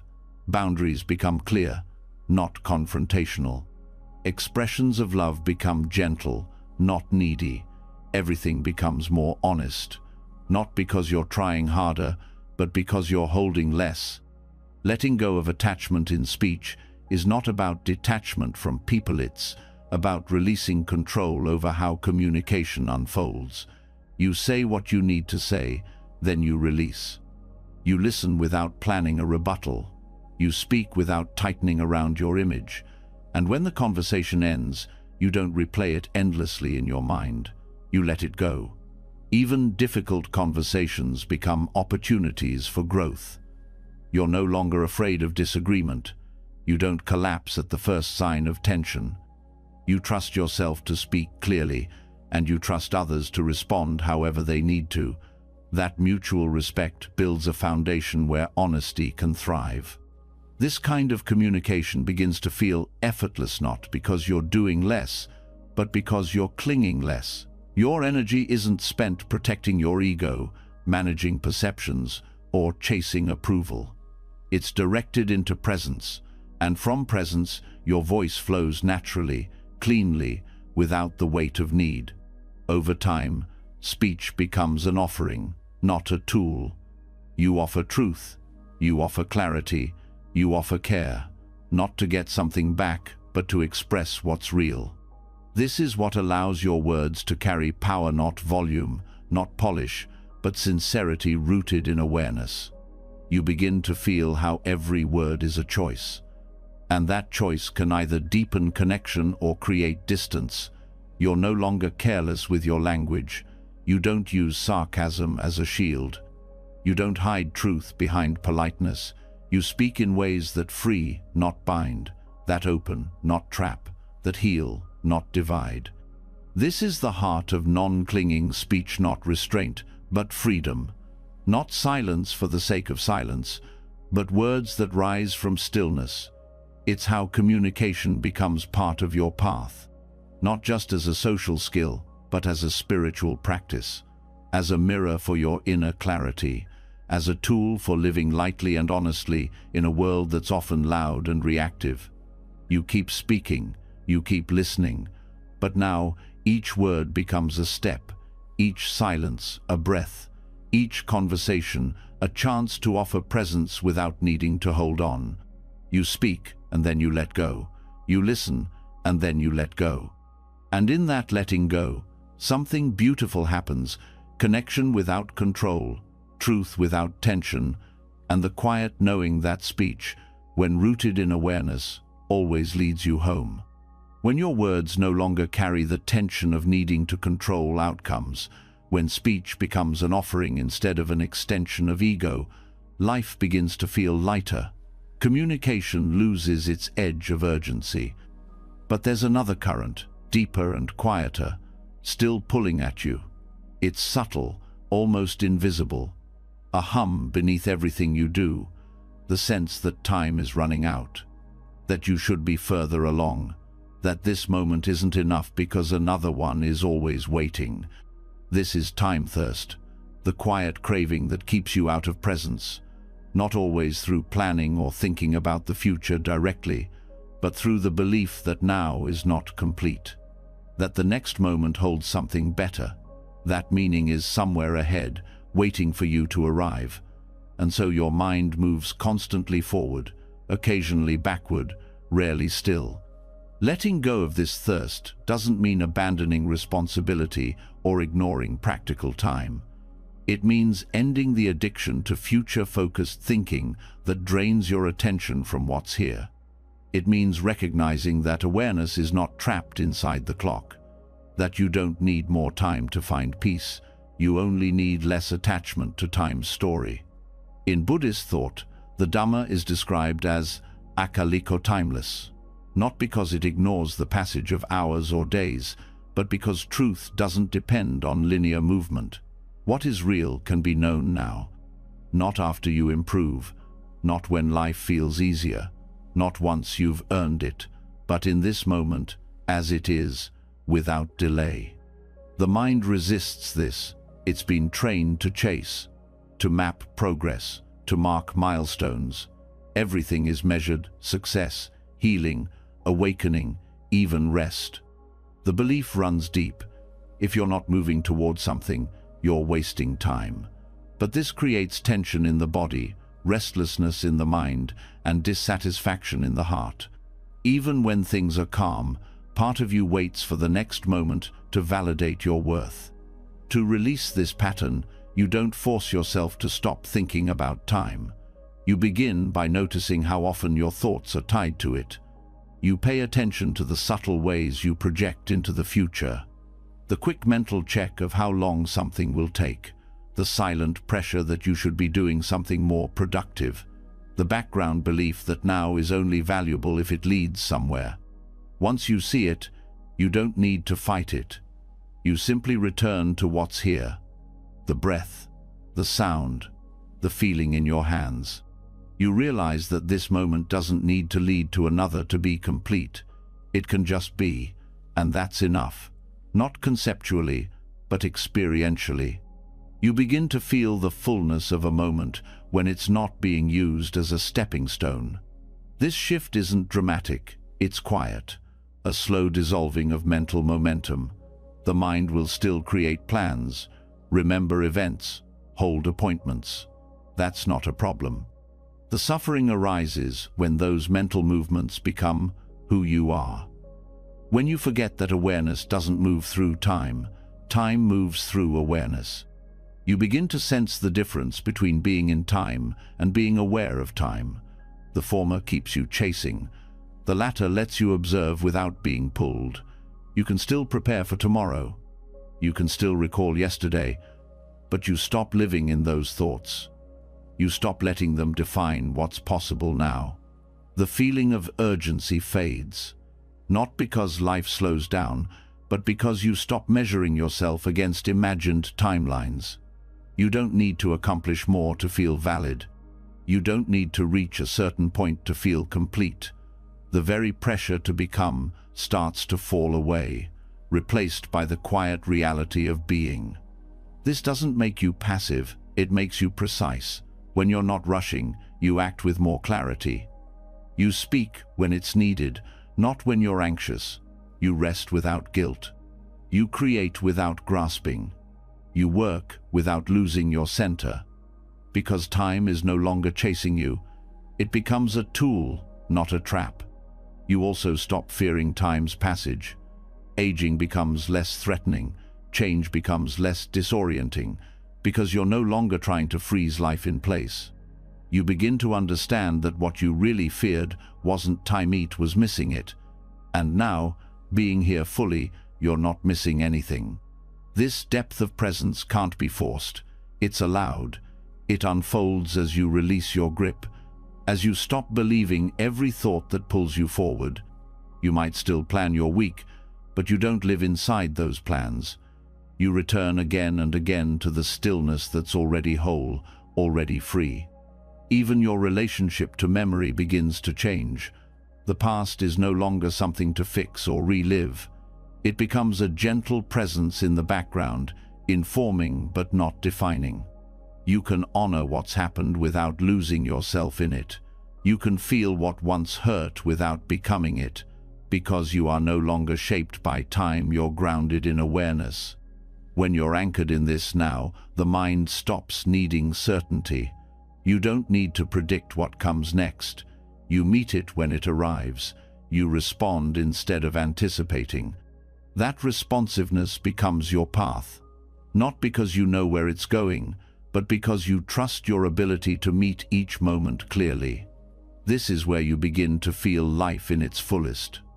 Not in the rare highs or the milestones, but in the quiet hum of presence, the taste of food, the tone of a voice, the way light moves across a wall.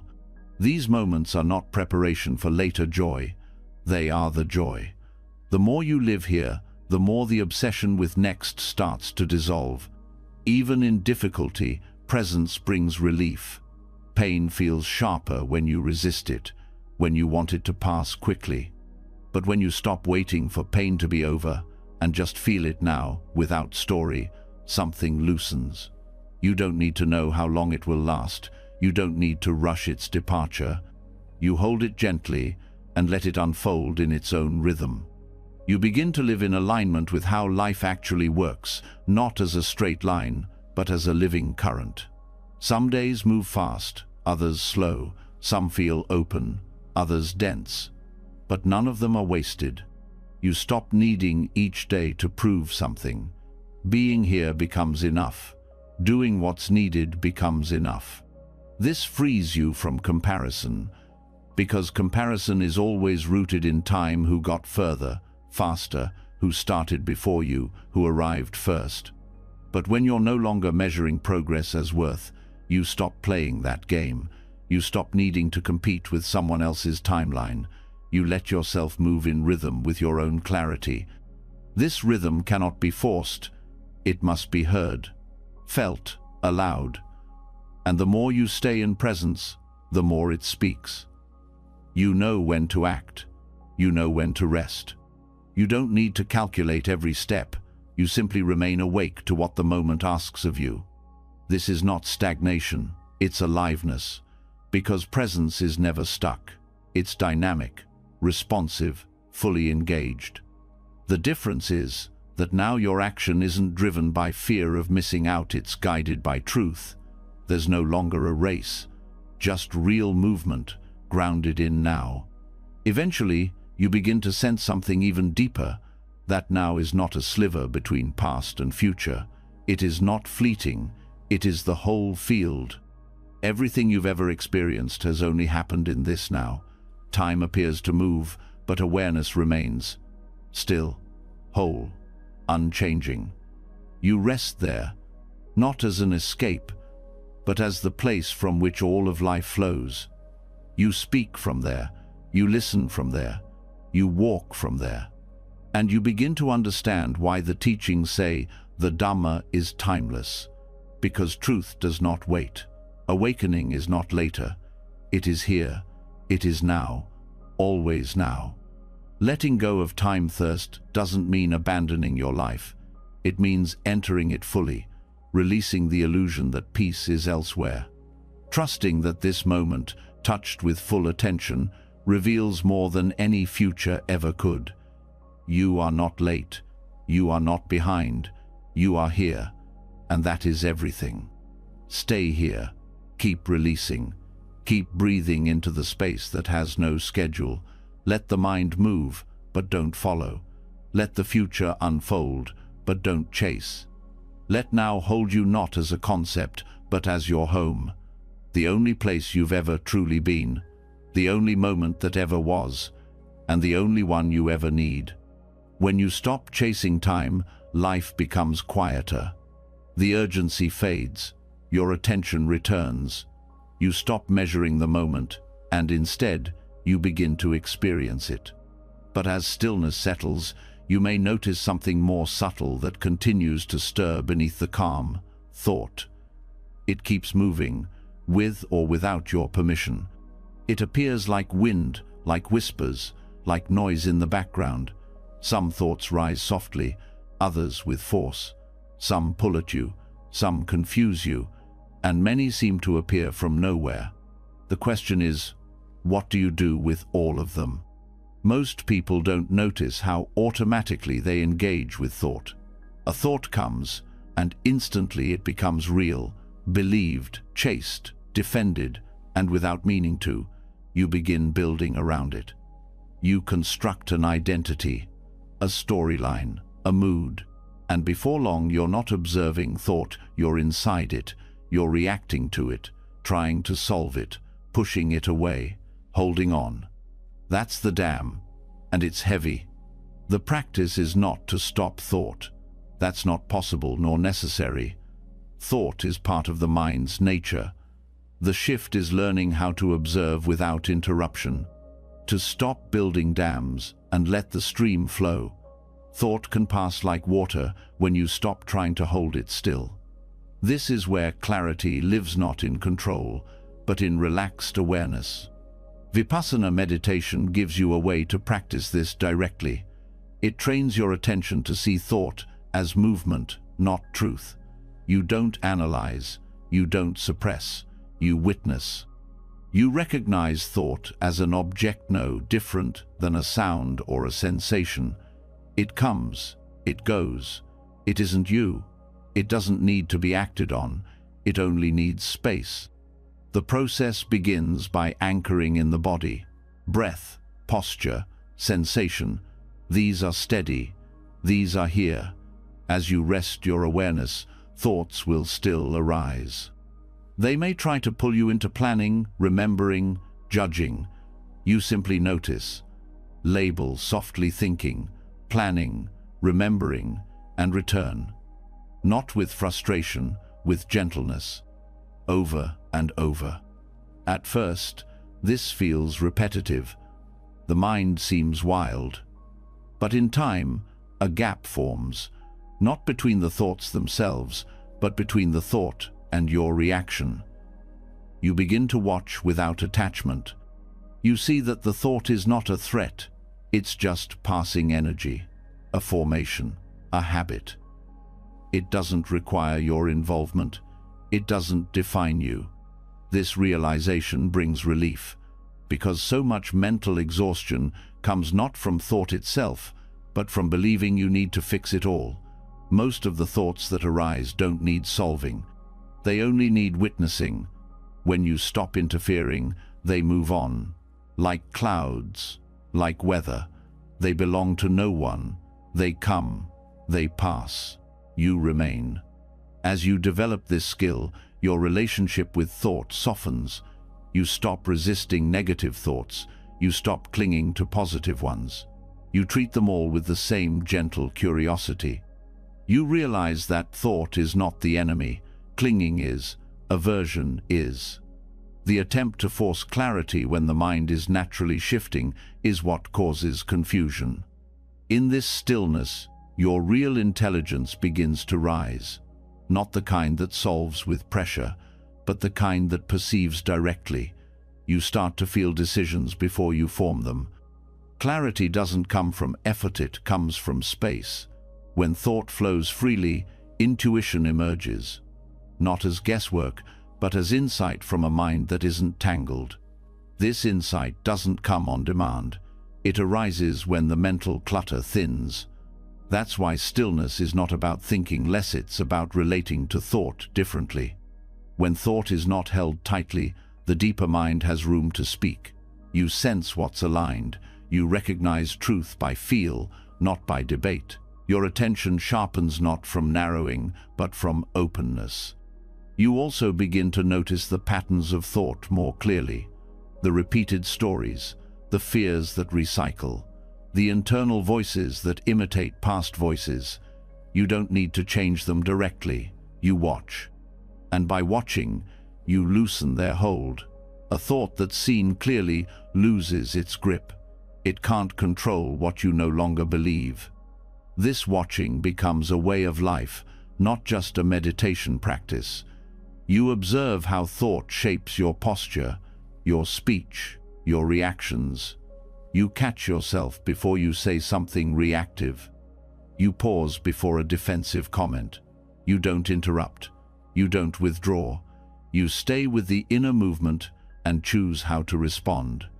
This is freedom not from thought, but within it. Even difficult thoughts begin to lose their threat. You see anger arise and don't tense. You watch doubt surface and don't panic. You don't turn away. You don't get swept away. You hold steady, like standing in a river without needing to stop the water. You are not fragile here. You are aware. This doesn't make you distant or removed. It makes you intimate with experience. Because now you're meeting life directly, not through the filter of analysis, not through the haze of interpretation, but through the freshness of each moment. Thought still moves, but it doesn't separate you from what's real. There's also a shift in how you speak. You think more clearly before speaking. You pause naturally. You're not editing yourself, you're allowing the space to hear yourself. And what comes out is more honest, more rooted, because it's not rushed. It's not shaped by anxiety. It's arising from awareness, not habit. This deep listening to your own mind changes how you relate to others. You see how much of communication is people talking through their thoughts, not from their presence. You stop taking things personally. You sense when someone is speaking from fear. You don't respond to the words alone, you feel what's underneath. And often, silence is your answer. You become less reactive in conflict, not because you're suppressing thought, but because you're not entangled with it. You hear your own internal commentary and let it pass. You hear the other person's emotion and stay with it. You don't agree or disagree immediately. You rest in awareness until something clear arises. This presence becomes your boundary. It protects without pushing. Over time, you discover that the mind is never the problem. The problem is believing every thought. Clarity isn't found in controlling the river. It's found in allowing it to move while you remain grounded on the bank. You become less afraid of mental movement. You trust your capacity to observe, to let go, to respond only when needed. Even creativity shifts. You stop forcing ideas. You let inspiration arise from the quiet space between thoughts. You don't rush solutions. You wait, you listen, you allow the unknown. This patience becomes a strength, because now your work flows from awareness, not from pressure. This also transforms how you process emotion. Emotions are not separate from thought, they're often fueled by it. You feel anger, and thought fans it. You feel grief, and thought replays it. But when you watch both the emotion and the thought that feeds it, you hold space for healing. You don't need to suppress feeling, you simply stop adding commentary. As this observation deepens, the self-story starts to dissolve. The narrative that says who you are based on thought begins to lose power. You don't need to be the thinker. You are the awareness that sees thought arise, that sees emotion swell, that sees identity shift, and in that seeing, you are free. This isn't abstract, it's direct, practical. You're not escaping life, you're entering it more fully, without defenses, without illusions, without needing every thought to be true. You remain soft, but awake, engaged, but not tangled. That clarity allows you to move through life with more ease, more grace, more wisdom. Vipassana is not just a technique, it's a mirror. It shows you what's real beneath the noise. And once you've seen it, you stop needing certainty. You stop needing the mind to be quiet before you act. You trust awareness to guide you. You stop fighting the river. You float, you navigate. You let the current carry what it needs to. You build nothing. You block nothing. You simply remain. And in this remaining, you find peace. Not the peace of silence, but the peace of freedom. Thought continues to move, life continues to change, but you are no longer grasping. You are no longer building dams in a river that was never meant to be stopped. You're watching, listening, moving when it's time, and resting when it's not. This is how insight becomes action, how presence becomes power, not from thinking more, but from clinging less, not from stopping the mind, but from seeing it clearly. Again and again, you return to the river, not to control it, but to remember, you are not the flow. You are the space through which it flows. And in that space, everything you need is already waiting. Quiet, clear, free. When you no longer believe every thought, when you stop reacting to every mental wave, what's left is not emptiness, it's space. That space isn't dull or passive, it's alive. It holds everything without needing to change anything. This space is what lets the mind breathe. It's where awareness rests without gripping, where wisdom speaks without needing volume. And it's within that very silence that a new form of clarity begins to appear, not through movement, but through stillness. Not from doing, but from being. Stillness is not the absence of life, it is the foundation of it. It's not what happens when all activity stops. It's the depth within every moment of activity that isn't rushed. True stillness isn't about outer conditions. It isn't waiting for the world to be quiet. It's an internal posture, one that listens deeply. It's the willingness to pause, not because you're lost, but because you know something meaningful often arises in the space between things. There is a silence inside you that is never disturbed. You may forget it, you may get swept up in noise, but it's always there, untouched, unwavering. Returning to that silence doesn't mean shutting out life. It means listening to it in a new way. It means not needing constant stimulation to feel real. It means honoring the pause before the next thought, the breath before the next word, the stillness before the next move. When life becomes busy, most people look for relief through more doing, solving, fixing, explaining. But that only deepens the noise.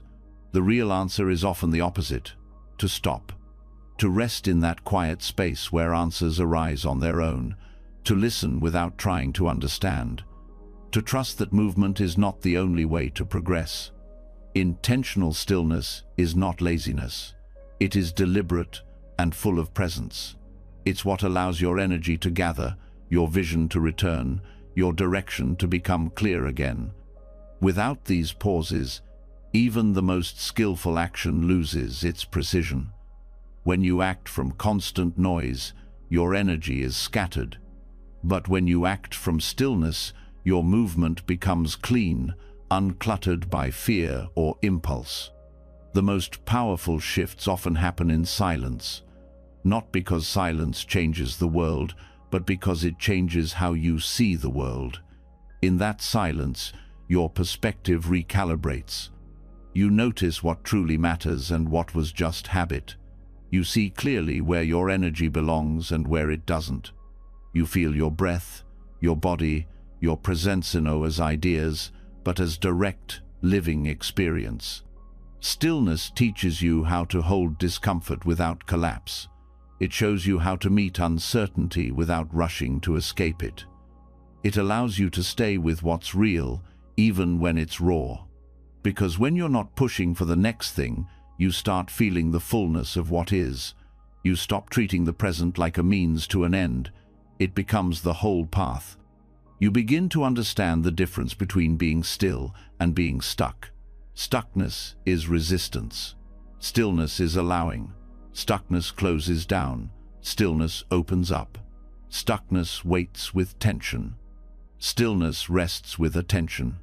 This awareness dissolves the fear of pausing. It reveals that you are not falling behind by stopping. You are actually returning to the source of all clarity. In stillness, your senses come alive.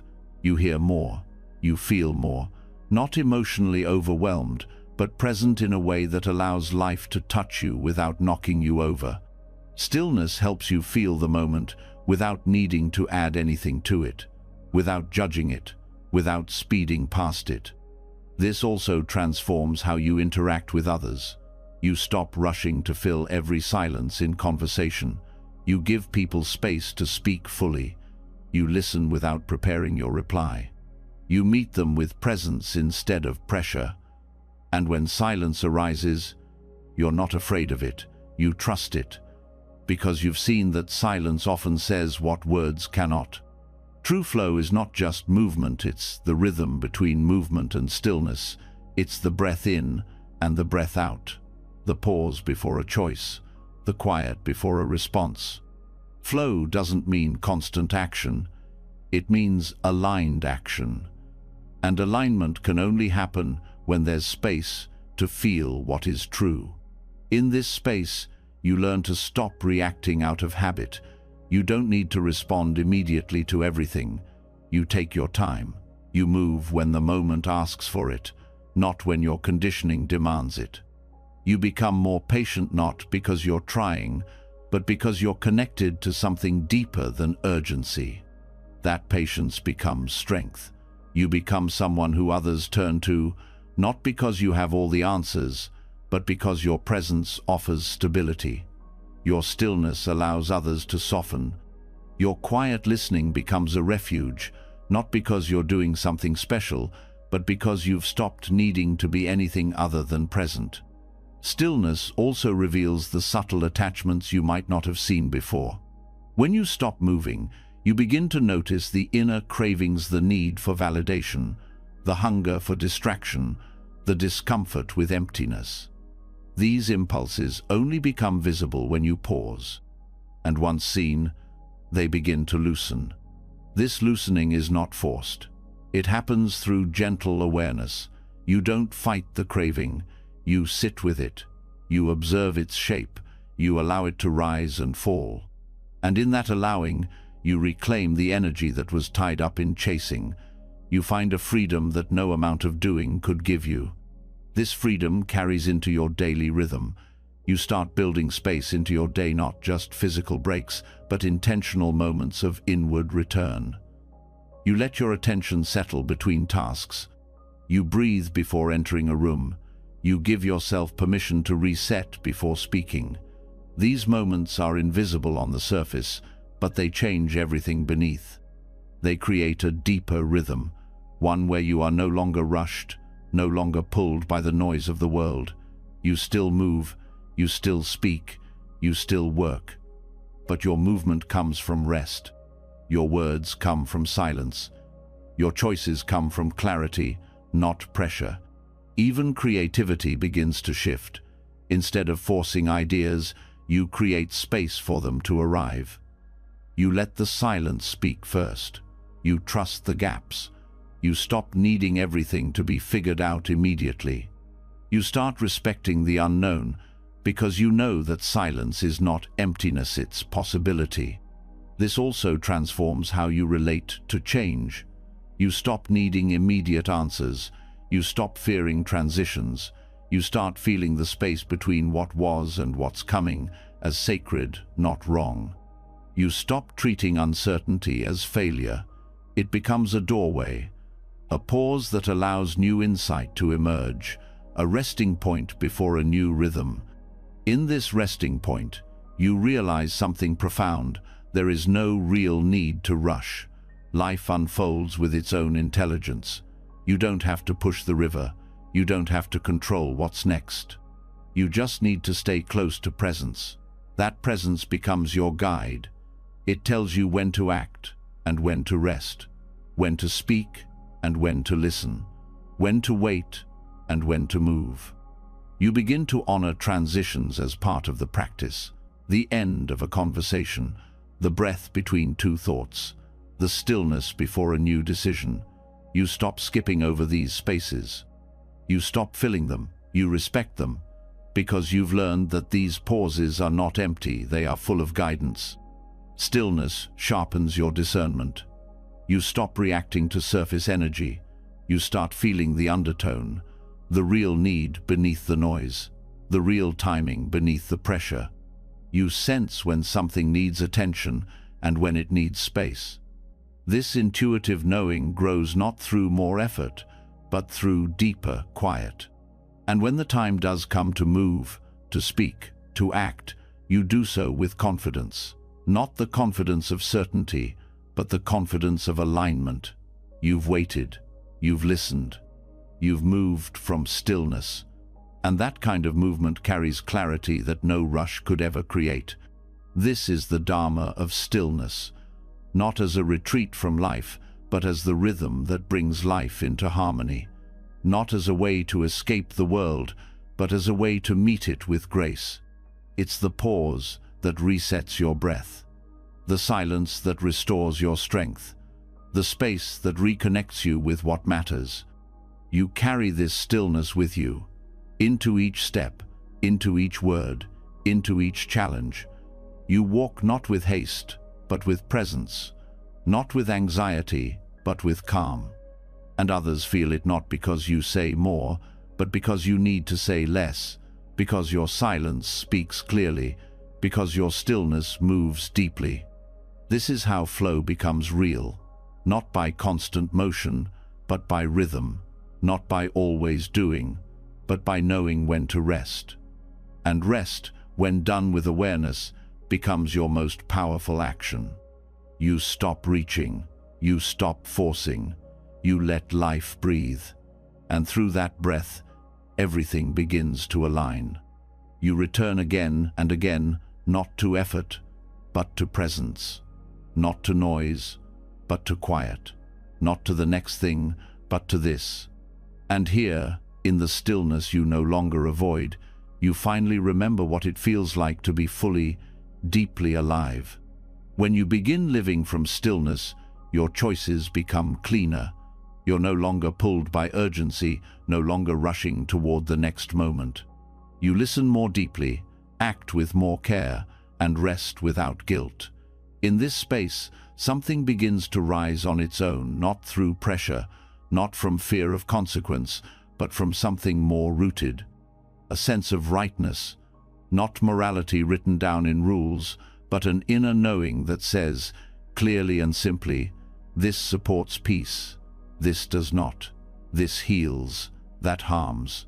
This is where ethics stop being a system and start being a natural extension of awareness. Not a list to memorize, not commandments to obey out of fear or guilt, but behavior that grows from seeing clearly. In Buddhist teaching, this is silethikal conduct, not as a set of fixed instructions, but as a natural expression of presence. It arises because, when you are deeply awake, certain actions no longer make sense. Not because they're forbidden, but because they no longer align with who you are when your mind is clear. When awareness sharpens, causing harm feels heavy. Dishonesty leaves a residue. Taking what isn't freely given creates inner dissonance. You don't need someone to tell you it's wrong. You feel it. It doesn't align with your natural rhythm. The more presence you carry, the more your behavior becomes effortless. You're not avoiding harm because you've been told to. You're not interested in harming because the clarity inside you doesn't support it. This way of living removes the burden of trying to force yourself to be good. You stop treating ethics like performance. You stop worrying about appearances. Your choices become guided by attention, not by image. You feel your intentions before you speak. You pause before you act. You begin to notice that when you're fully aware, the tendency to deceive, manipulate, or grasp starts to fade, not because you're controlling it, but because it no longer matches your inner state. You don't have to force kindness. It comes naturally when the mind is still. You don't have to pretend to care. Compassion grows without effort when you are fully present with someone's suffering. You don't have to memorize the rules. You feel what nourishes connection and what disturbs it. You become more honest, not out of obligation, but because truth feels lighter. You're generous, not to gain approval, but because withholding feels constrictive. In this way, ethics become alive, responsive, adaptive. You're not following rules blindly, you're meeting each moment as it comes, and sensing what supports clarity and peace. This doesn't mean you always get it right, but when you don't, you feel it. You don't need punishment. You feel the imbalance within, and that becomes your teacher. You begin to see the difference between control and care. Controlling behavior uses morality as a weapon.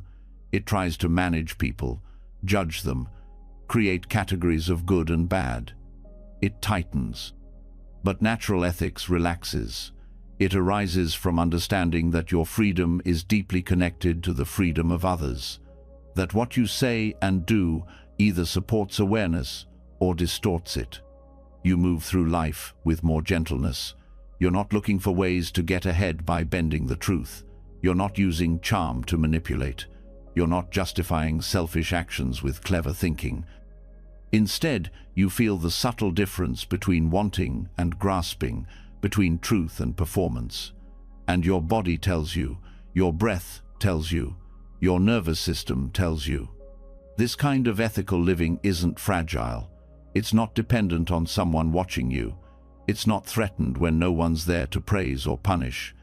It's steady because it comes from within, from your own experience, from watching what creates conflict and what eases it, from recognizing the patterns that lead to more suffering and choosing not to repeat them, not because someone told you to, but because you're tired of the inner friction they bring. You begin to see how dishonesty disturbs your mind. Even small lies leave ripples. Even small acts of greed carry weight. When you're sensitive, when your attention is steady, these effects are clear. You feel the cost. And so, not stealing, not lying, not harming, These aren't restrictions. They are forms of respect. For others, yes, but also for the peace you've cultivated inside. This respect extends to how you use speech. You become more intentional. You speak less often from impulse. You listen more before offering advice. You no longer speak to dominate or impress. Words become something to offer, not something to use. You value honesty, but not bluntness. You value kindness, but not flattery. You know when to speak, and when silence is more honest. Even how you think about others begins to shift. You stop feeding resentment, even if it feels justified. You notice how holding grudges distorts your clarity. Forgiveness becomes less about letting someone off the hook and more about releasing yourself from the poison of carrying it. You're not pretending everything is okay. You're just choosing not to keep burning from within. Natural ethics also affects how you relate to desire. You stop taking whatever you want just because you can. You recognize that craving can grow endlessly if left unchecked. You see how consumption, even when available, often leaves you more restless than before. So you learn to pause, to check, to feel if what you're reaching for is needed or just habit. In this way, restraint is not about deprivation, it's about freedom. You're no longer ruled by every urge. You don't need to satisfy every impulse. You feel more stable because you're not constantly pulled. And that stability makes you strong. Not hard, not cold, just deeply centered. That center becomes your guide.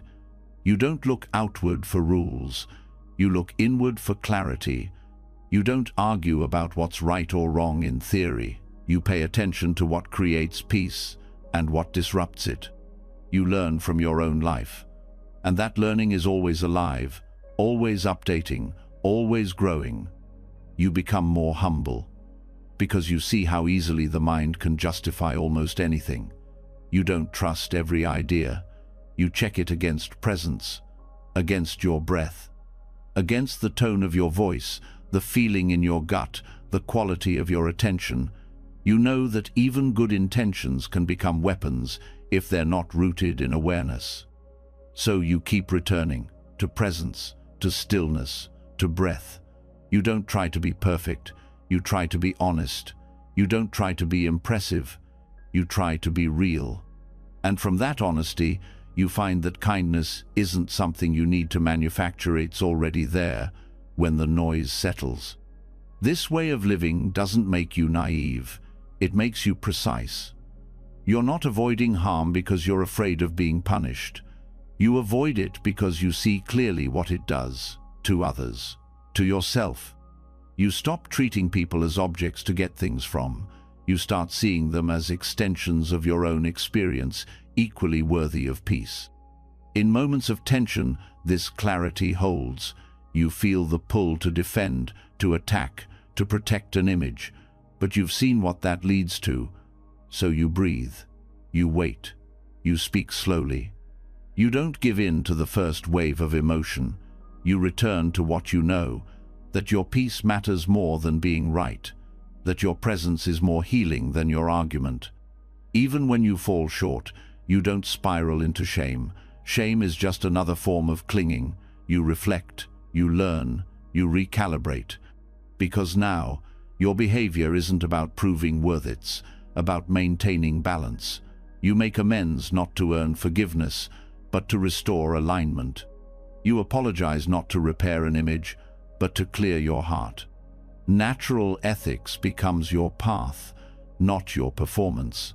It's something you feel, not something you follow. It grows from your awareness, not from fear. And because it's lived, not memorized, it adapts, it listens, it responds to what's true. You stop needing to ask what the rules are. You start asking, what supports clarity? What reduces harm? What aligns with love? And love, in this space, is not attachment or sentiment. It is the natural outflow of being fully present. It is the spontaneous expression of an untroubled heart. It needs no justification, no reward. It moves because it must. It gives because it can.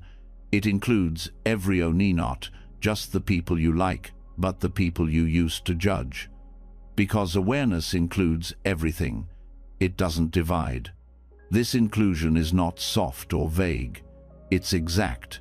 It means you stop using awareness to excuse your behavior. You become more responsible, not less. You don't avoid ethics, you embody them. Not to gain approval, but to protect peace. Not because someone told you to, but because you've seen what happens when you don't. You keep returning to presence, because presence reveals what rules cannot. It shows you when you're clinging, when you're lying to yourself, when you're using others to feel secure.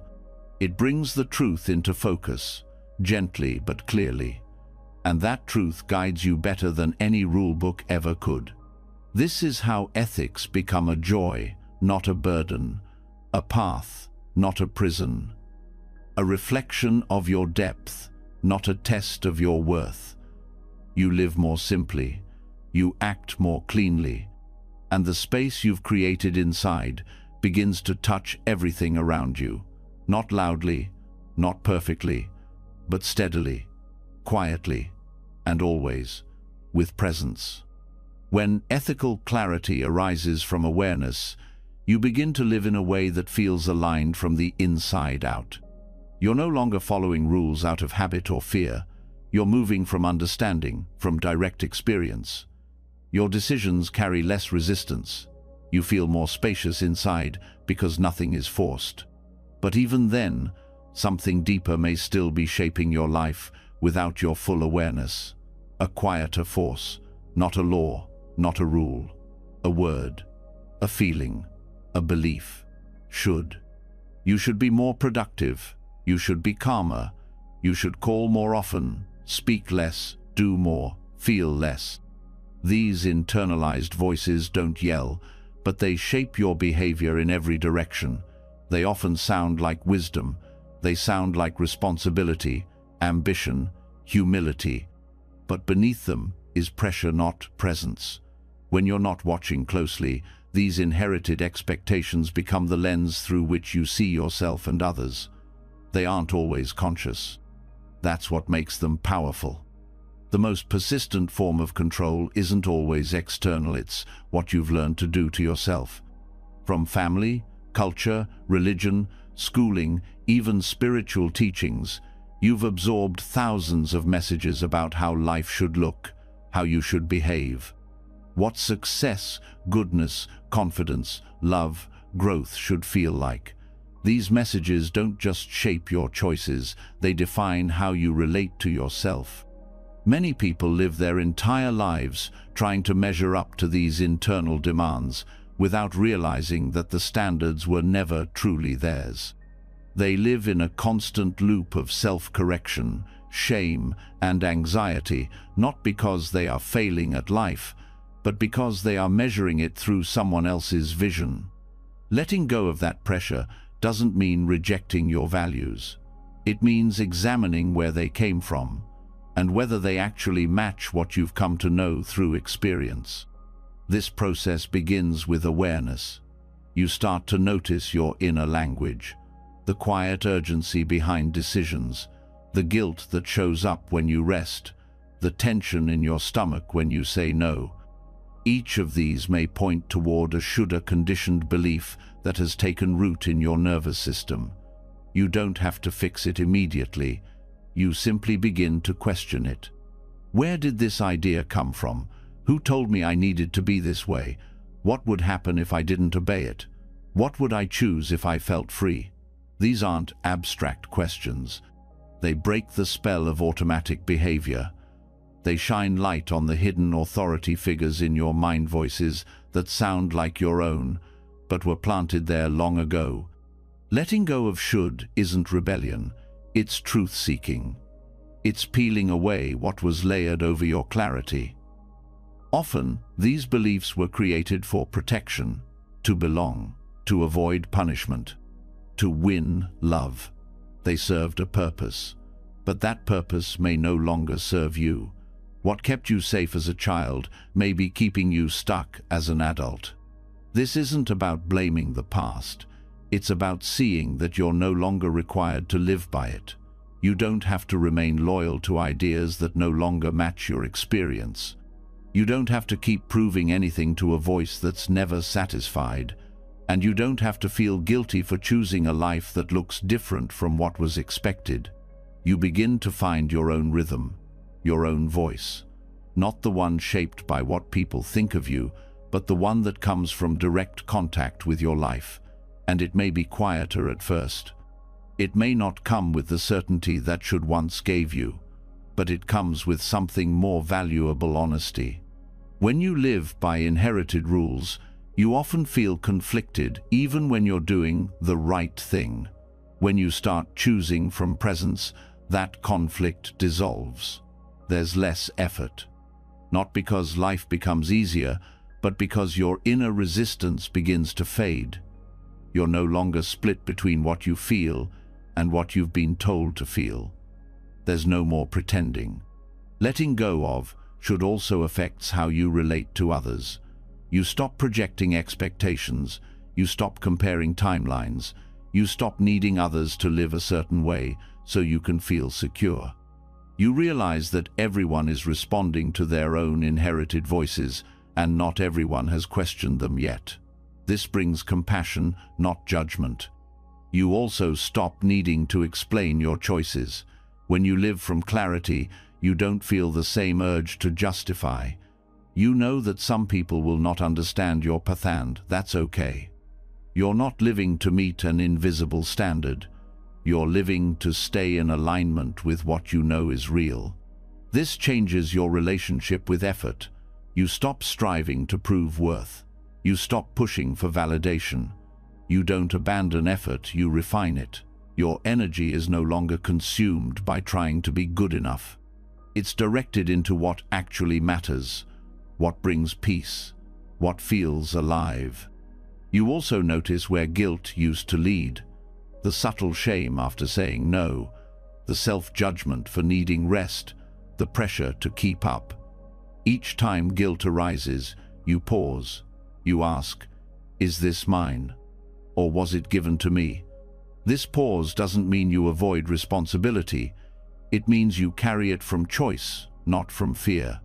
As the grip of should loosens, your inner world becomes lighter. You start making choices not from reaction, but from reflection. Not from pressure, but from presence. You begin to ask new questions, not, what should I be doing right now? But, what feels true right now? Not, what do others expect of me? But, what do I know in my own experience? This doesn't mean you'll never feel pressure again. The world is full of noise. But now you meet that noise with awareness. You notice when an old voice returns. You feel the pull to obey it. And instead of reacting, you listen. You ask again, is this true? Is this kind? Is this helpful? And slowly your answers become clearer. This clarity is not rigid. It evolves. It grows with you. What feels right today may not feel right next year, but the difference is, now you are the one listening. Now you are the one choosing. No longer following default settings. No longer outsourcing your authority. This is what maturity feels like, not control, but conscious alignment. This kind of living requires honesty. You will see where you've been performing, where you've been trying to appear good, wise, useful, lovable. You'll feel the grief of living for others' approval. You'll feel the cost of abandoning yourself to meet someone else's expectations. Let yourself feel it. That grief is sacred. It means you're waking up. From here, you begin to trust yourself in a new way. Not the self shaped by ego, but the self you return to when all the roles fall away. You become less reactive to praise, less crushed by criticism. You stop editing your truth just to be liked. You start telling the truth because not telling it feels heavier.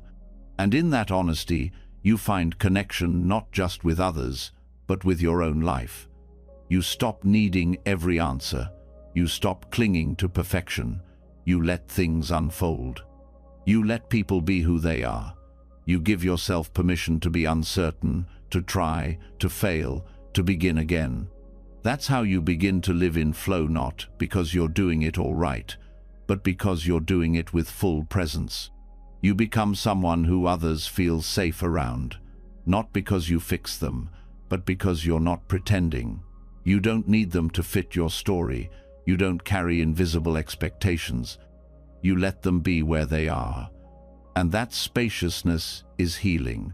That freedom invites truth. Letting go of should doesn't lead to chaos. It leads to responsibility rooted in awareness. You begin to respond to life as it is, not as someone told you it should be.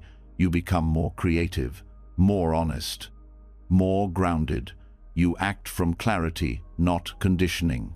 From love, not pressure. From alignment, not fear. And all of this begins with one question. A soft, honest question asked in silence. What am I still holding that isn't mine? Let that question guide you. Let it reveal. Let it unwind the old shapes. You don't have to rush. You don't have to fix everything overnight. You only need to begin where you are. Keep returning. Keep questioning. Keep softening the grip of those internal rules. They are not you. They were given to you. You're allowed to let them go. You're allowed to choose again. And as you do, life begins to flow not according to anyone's plan but according to your own truth. Quiet, simple, real, free. When you stop living from the weight of other people's expectations, something remarkable begins to happen. Your energy returns. Your voice becomes clearer. You feel yourself moving from an inner truth, not from obligation. But in this return to presence, another deep question quietly arises. What about all that came before? The choices made in the past, the patterns inherited, the actions taken without awareness. What happens to all that momentum? This is where karma becomes more than a mystical concept or a moral scoreboard. It becomes a living stream. Not a rigid accounting system, but a flowing field of cause and effect, always in motion, always responding to intention. Karma is not keeping score, it's shaping direction. Every word, thought, and action sends a ripple, not as punishment or reward, but as movement. If you see karma only as judgment, you live in fear. You believe you must pay for every misstep, carry the past like a burden, and prove your worth by perfect behavior. But that's not how karma works. Karma is not a prison, it's a process. And you are not being sentenced. You are being invited to participate. Karma is movement, not memory. It is not waiting to punish. It is simply responding to where your energy flows. If you act from anger, your experience will be shaped by the mind of anger. Not because the universe is angry at you, but because anger brings contraction. If you act from clarity, your experience will reflect that clarity, because clarity opens space. This is why karma is not fixed. It's fluid. You are not trapped by your past. You are influenced by it, yes. But at every moment, you are stepping into the stream again. And the quality of that step determines what comes next. Not by fate, but by rhythm. Not by punishment, but by direction. The key to working with karma is understanding intention. Action alone is not the full picture. The mind behind the action is what gives it shape. You can give with resentment, and it creates tension. You can speak truth with cruelty, and it creates harm. But when the heart is clean, even small acts ripple with grace. Intention does not need to be perfected, needs to be seen. That seeing begins with attention. You start observing your own inner climate before you move. You ask, what's driving this choice? Is it fear, guilt, greed, or is it generosity, care, curiosity? You don't need to judge yourself. You just become honest. And from that honesty, your relationship to karma shifts. You are no longer unconsciously reacting. You are responding with awareness. This shift is subtle but powerful. You stop thinking of karma as a cosmic rulebook and begin to feel it as feedback. Life shows you what energy you're carrying, not to shame you, but to reveal where alignment has been lost. When suffering repeats, you listen. When resistance arises, you explore. Karma becomes your teacher, not with lectures, but with echoes. Those echoes are not punishments, they are reflections.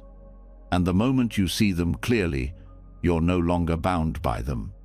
That's the grace of the present moment. It holds the power to interrupt even the oldest cycles.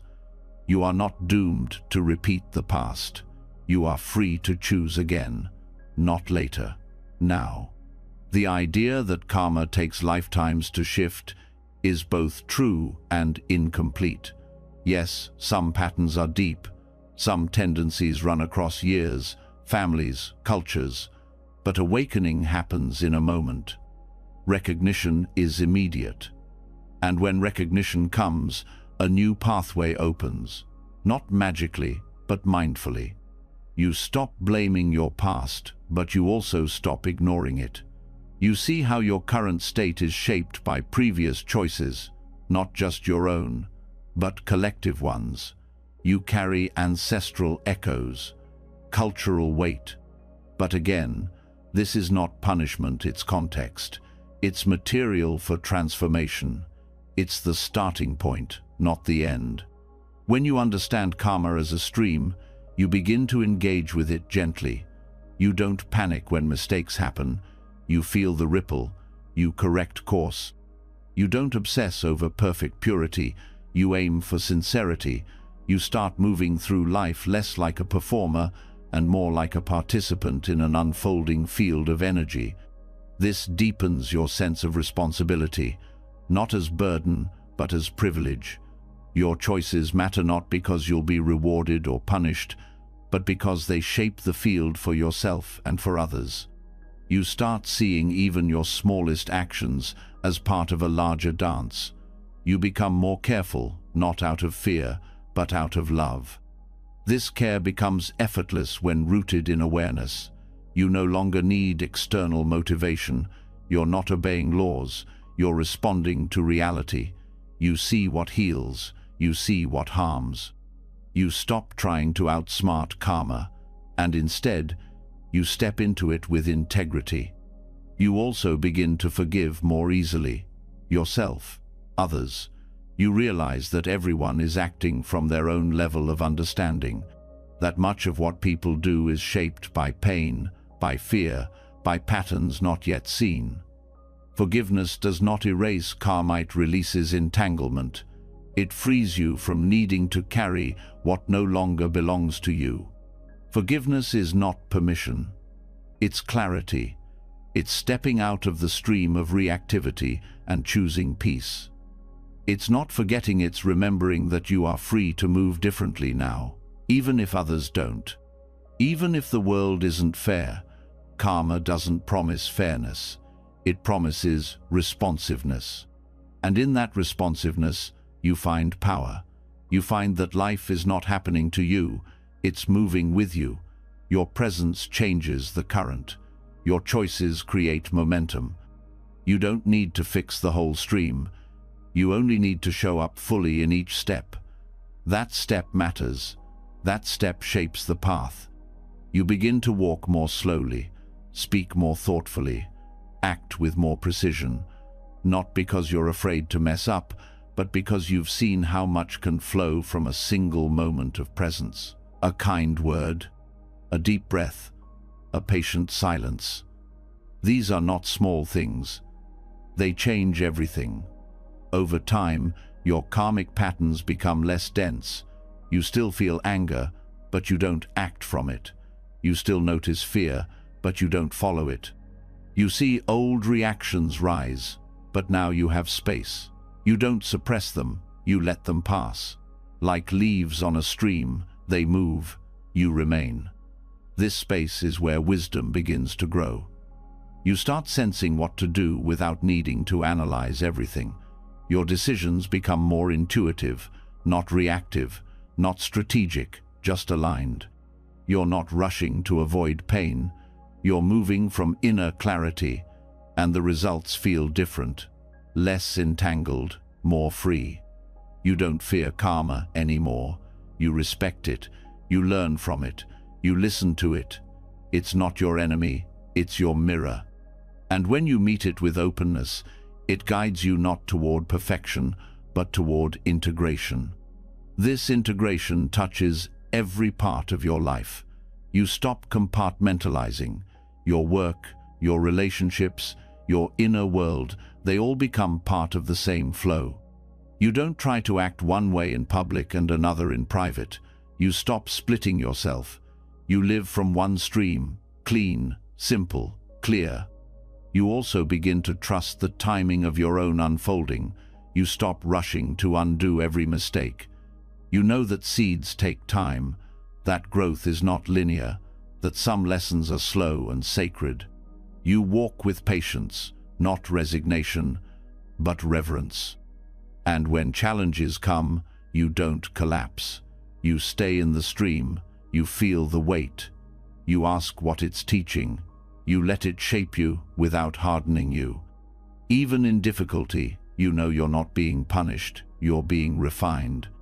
This refinement is gentle, not through force, but through repetition, returning to presence, returning to the breath, returning to what's needed now, again and again, choosing alignment, letting the stream move, letting it teach, letting it clear what no longer serves. Eventually, the stream carries you, not like a current sweeping you away, but like a rhythm supporting your steps. You're not pushing anymore. You're not calculating. You're simply living, awake, present, free from fear, free from past, free from future. You no longer treat karma like a ledger of who you've been. You see it as a path you're shaping now, not by erasing the past, but by responding to it with new clarity. Each action, a drop in the stream. Each word, a ripple. Each breath, a choice. And in those choices, you are not earning your worth. You are revealing it, moment by moment, thought by thought, intention by intention. A stream unfolding from the deepest part of you, quiet, powerful, and always flowing forward. When you no longer treat karma as a rigid ledger and instead meet it as a flowing stream, your actions lose their heaviness. Each intention becomes lighter, more responsive, more honest. You stop bracing for punishment or chasing reward. You begin to live in rhythm, not reaction.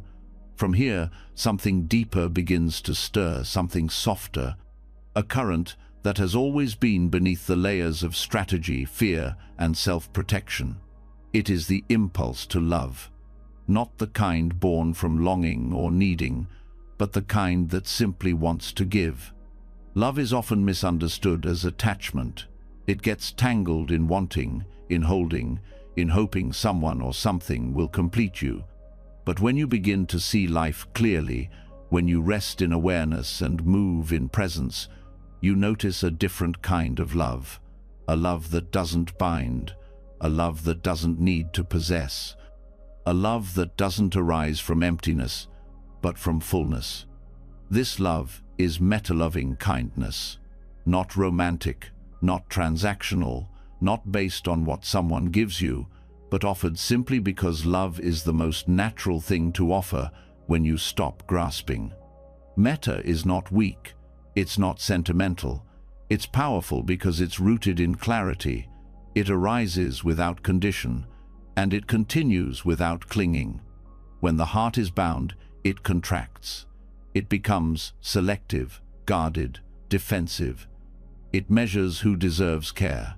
It builds walls. It closes quickly when someone disappoints. But when the heart unbinds, it expands. Not because everyone is safe or easy to love, but because your love is no longer about the other. It's about your own capacity to remain open. You don't need people to be perfect for your heart to stay soft. You no longer offer kindness in exchange for comfort. You offer it because it's what aligns. You offer it because you've seen that grasping creates suffering, and that when you let go, love flows freely, not as attachment, but as truth. This doesn't mean allowing harm. It doesn't mean losing your boundaries. In fact, it strengthens them, because now your love is not driven by fear of being alone or desire to be needed. It is given from clarity, not desperation. And from that clarity, you know when to stay and when to walk away. You know when to forgive and when to let go. Your kindness is firm, not fragile. Metta begins with the self, not as ego, but as practice. Because if you cannot offer gentleness to your own heart, your love for others will be distorted. It will carry the hidden weight of self-rejection. So you start where you are. You soften toward your own pain. You recognize your own effort.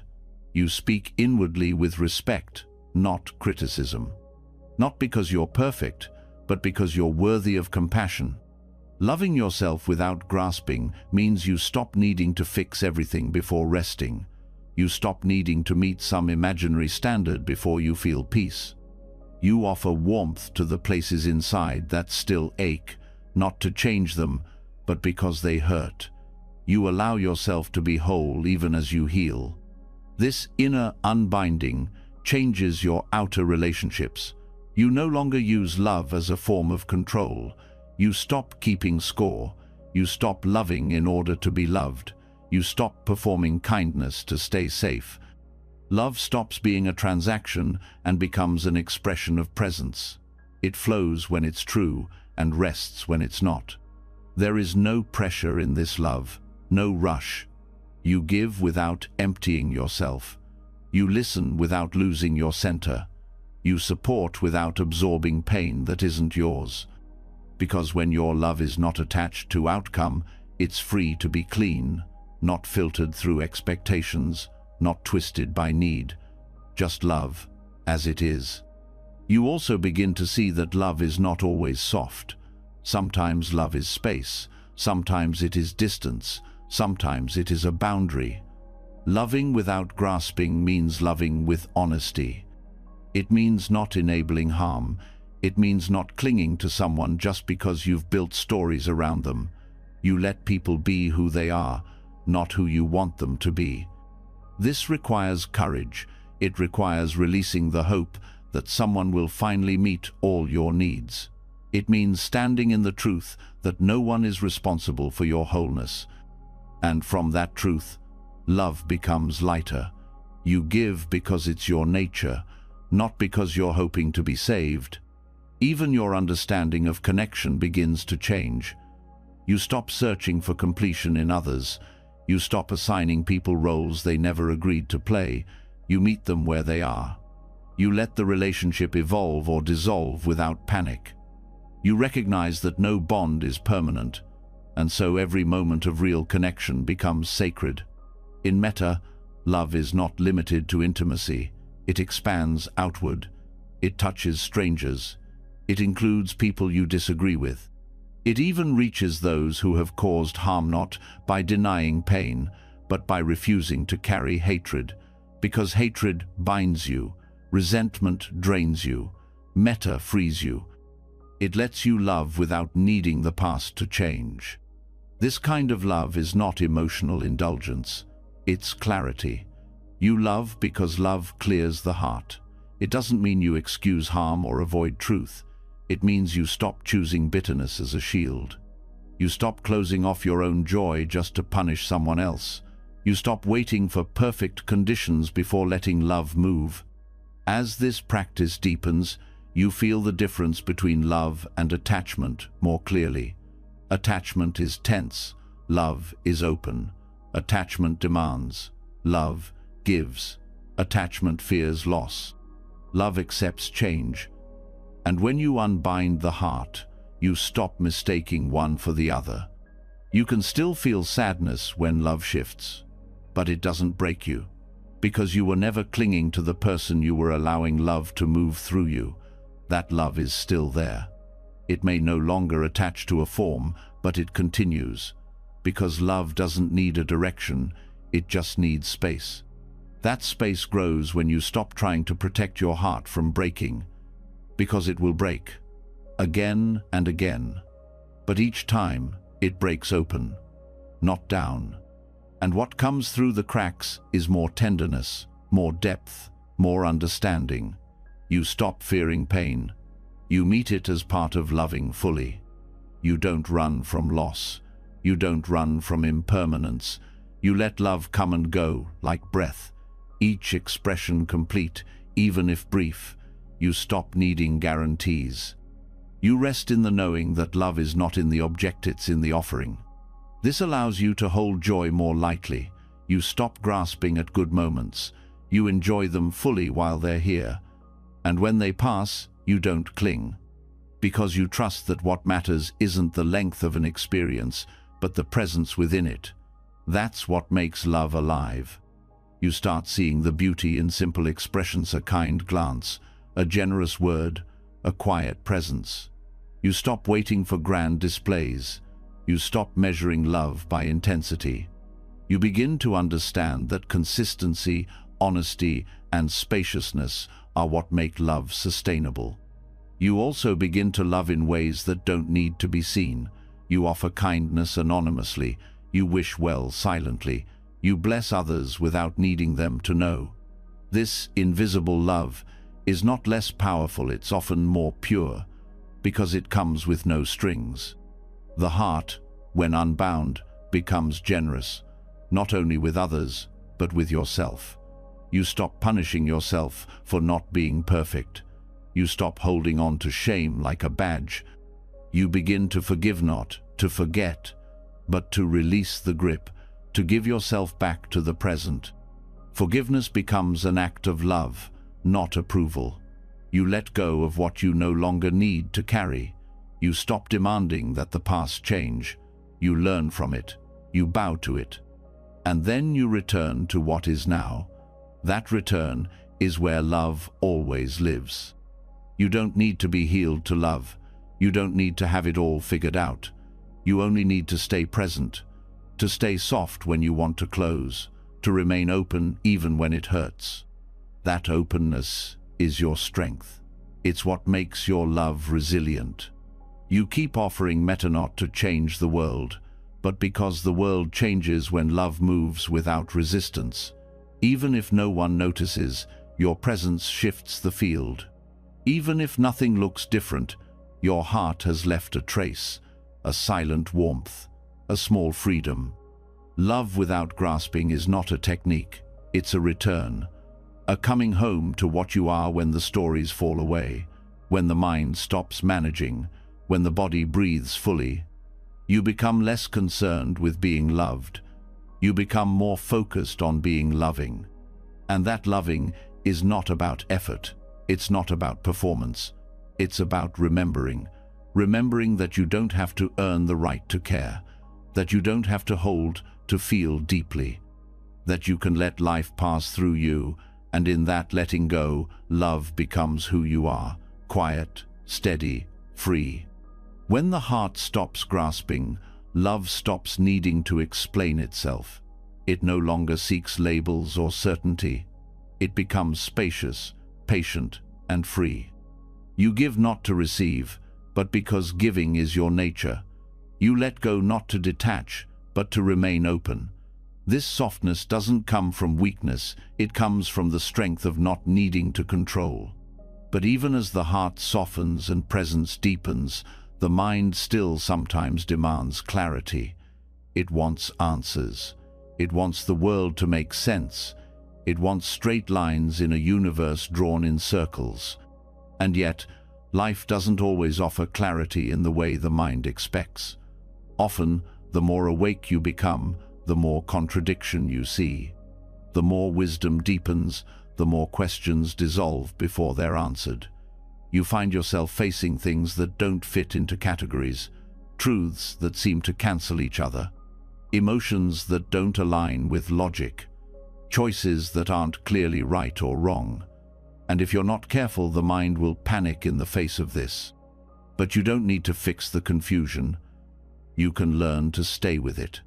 Zen points you toward this space, not the space of answers, but the space of not knowing. Not as ignorance, but as intimacy with life's mystery. In Zen, you're not trying to figure everything out. You're letting go of the idea that everything needs to be figured out. You learn to rest inside paradox, to find peace not after clarity, but before it. This begins with shifting how you relate to confusion. Instead of tightening, you open. Instead of rushing for the right answer, you slow down enough to feel the question fully. The question becomes your teacher.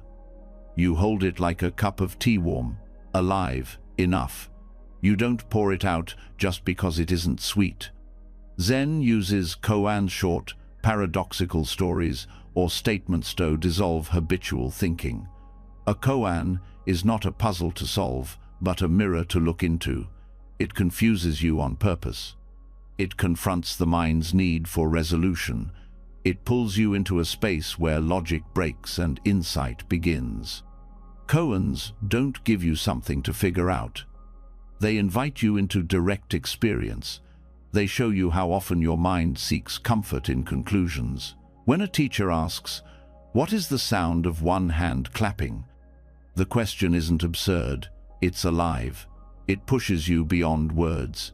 It reveals the space between thought and knowing. That space is where presence opens. Living like this means becoming comfortable with not knowing, not giving up your intelligence, but allowing deeper intelligence to move through you. You stop needing to define every feeling. You stop needing to explain every experience. You stop needing to choose between two extremes. Instead, you learn to rest in the middle, not indecisive aware.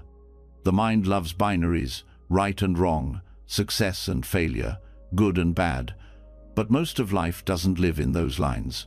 Most of life is both and neither. It shifts, it blends, it contradicts itself. Zen invites you to meet that directly, to stop forcing clarity where there is only movement. This doesn't mean abandoning discernment. It means allowing deeper seeing to arise. When you stop clinging to the need for certainty, something more honest appears. You see the situation as it is, not as your expectations wanted it to be. You stop reacting from habit and start responding from spaciousness. Confusion becomes part of the path. You let it be here without pushing it away. You ask, "What is this moment teaching me that clarity cannot?" And often, the lesson is patience, presence, humility, the ability to meet life without needing it to fit your ideas. This way of living allows more curiosity. You become softer in conflict. You listen more openly. You stop needing to win arguments. You let others have their truth without needing to destroy it. You don't become passive. You become rooted in something deeper than opinion. Paradox begins to feel natural. You can hold two truths at once. You can be strong and tender, clear and uncertain, grounded and evolving. The tension between opposites is no longer a problem. It becomes the space where growth happens. The pressure to be one thing dissolves. You're allowed to be fully human. Even your inner world becomes more spacious. You stop judging yourself for feeling mixed emotions. You stop dividing parts of yourself into acceptable and unacceptable. You hold your joy and grief in the same breath. You stop trying to force harmony. You let wholeness arise from allowing all of you to be here. Zen teaches you to sit with what is, even when it's uncomfortable, especially when it's uncomfortable. You stop using thought to escape the moment. You use attention to enter it more fully. You don't need the moment to be resolved. You just need to be awake in it. This way of being deepens your trust in the unknown. You stop demanding guarantees. You don't rush to label experiences as good or bad. You let them unfold. You listen to what they reveal over time. That patience becomes your teacher. You realize that not knowing is not a weakness, it's a space where truth has room to grow. In practical life, this looks like choosing honesty over perfection, choosing listening over defending, choosing quiet over certainty. You become more comfortable saying, "I don't know," not as a lack of power but as a sign of deep awareness. You stop pretending. You start resting in the truth of the moment, even when it's incomplete. This helps you become more skillful in uncertainty.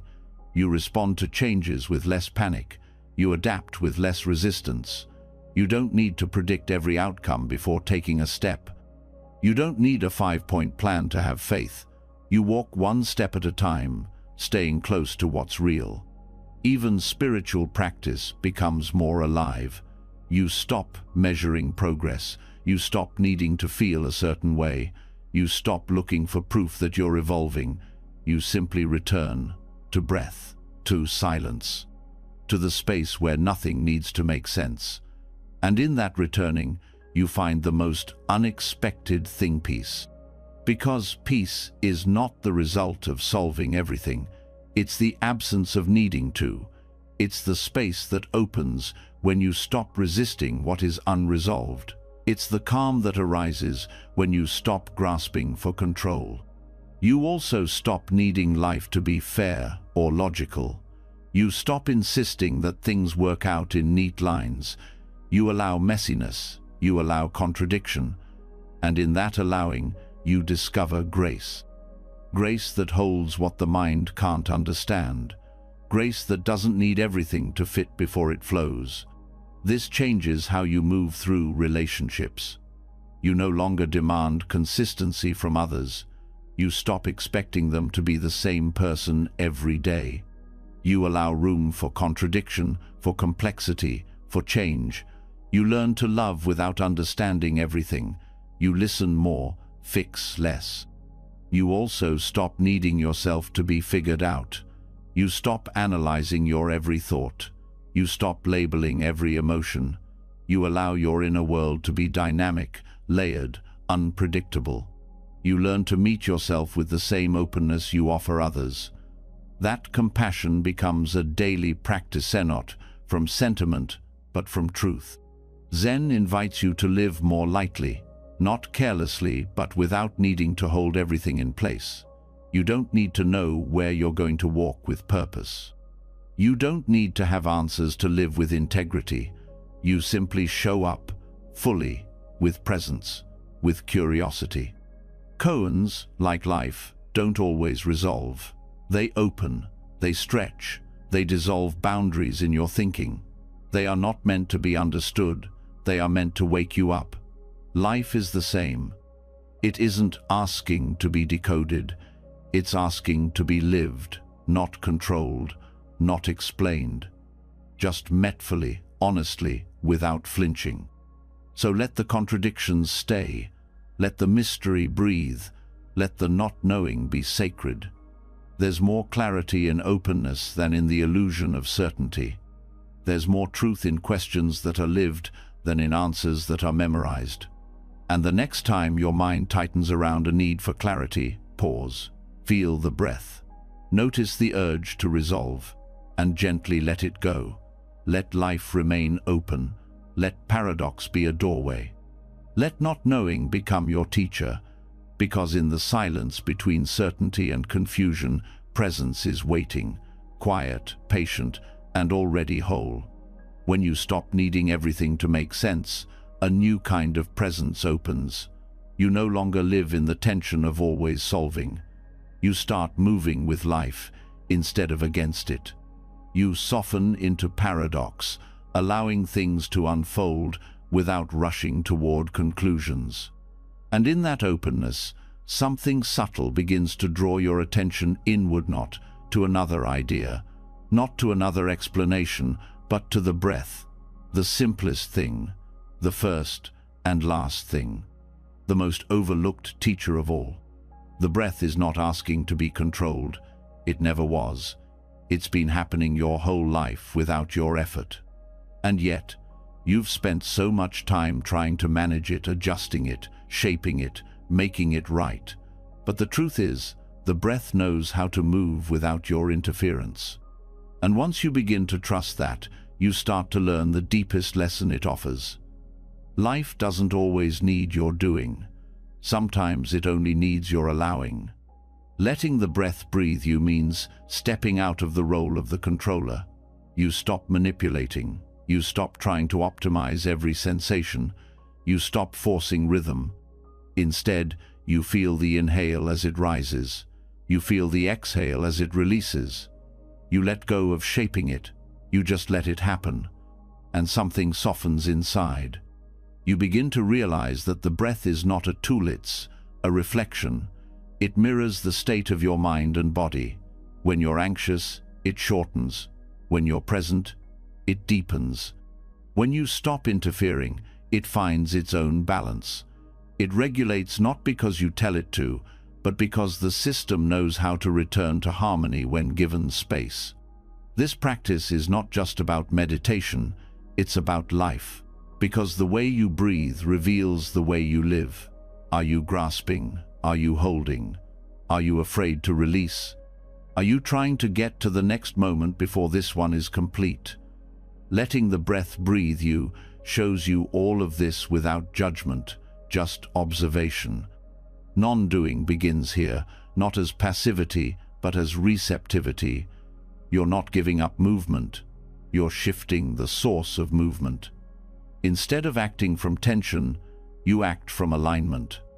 Instead of forcing presence, you allow it to arise through stillness. The breath becomes the bridge between awareness and action. When you interfere with the breath, it tightens. When you let it move freely, it returns to flow. And that flow begins to touch everything. Your speech slows. Your decisions come with more ease. You begin to trust pauses. You begin to see that space is not a void, it's where wisdom appears. You learn how to rest without collapsing, how to move without rushing, how to respond without reacting, because you've started listening to something deeper than thought. You're tuned into the rhythm of life itself, moment by moment, breath by breath. This listening doesn't require effort, it requires presence. You feel the rising and falling not as something to track, but as something to surrender to. The breath breathes, and you follow. Not as an observer, but as part of the movement. There is no separation between the breather and the breath. There is only breathing. This dissolves the illusion of control. You begin to see how much of your tension comes from trying to manage what was never meant to be managed. You stop gripping experience. You stop analyzing every sensation. You start feeling from the inside out, directly, without filters. And in that directness, simplicity returns. You don't need to perform presence. You don't need to chase calm. You simply stop interrupting what is already unfolding. The breath teaches you how to trust your body, trust this moment, and most of all, trust that not everything needs to be touched by effort. This trust is subtle. It grows slowly. You may still find yourself trying to control. That's okay. Each time you notice, you soften again. Each time you tense, you return. Not as correction, but as remembering. The remembering that life knows how to live itself, and your breath is proof. In time, this relationship becomes embodied. You begin to live from your center, not as a technique, but as a state of being. You stop living on the edge of anxiety. You drop into yourself. You carry a quiet awareness that doesn't need to comment on everything. You're present, but not performing. This presence carries into your choices. You start making decisions from a place of steadiness, not urgency, not fear. You wait for the natural timing. You don't rush the moment. You don't override your intuition. The breath becomes your compass. If it tightens, you pause. If it opens, you move. You begin to respect the intelligence of rhythm. You see how every inhale is a beginning, every exhale a letting go. Every pause between is a space of potential. You stop filling the spaces with noise. You let the quiet speak. This quiet reveals your patterns.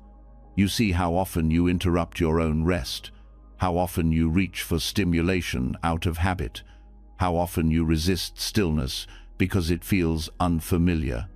But now, instead of avoiding that discomfort, you stay. You let the breath guide you through it. You let yourself feel without needing to fix.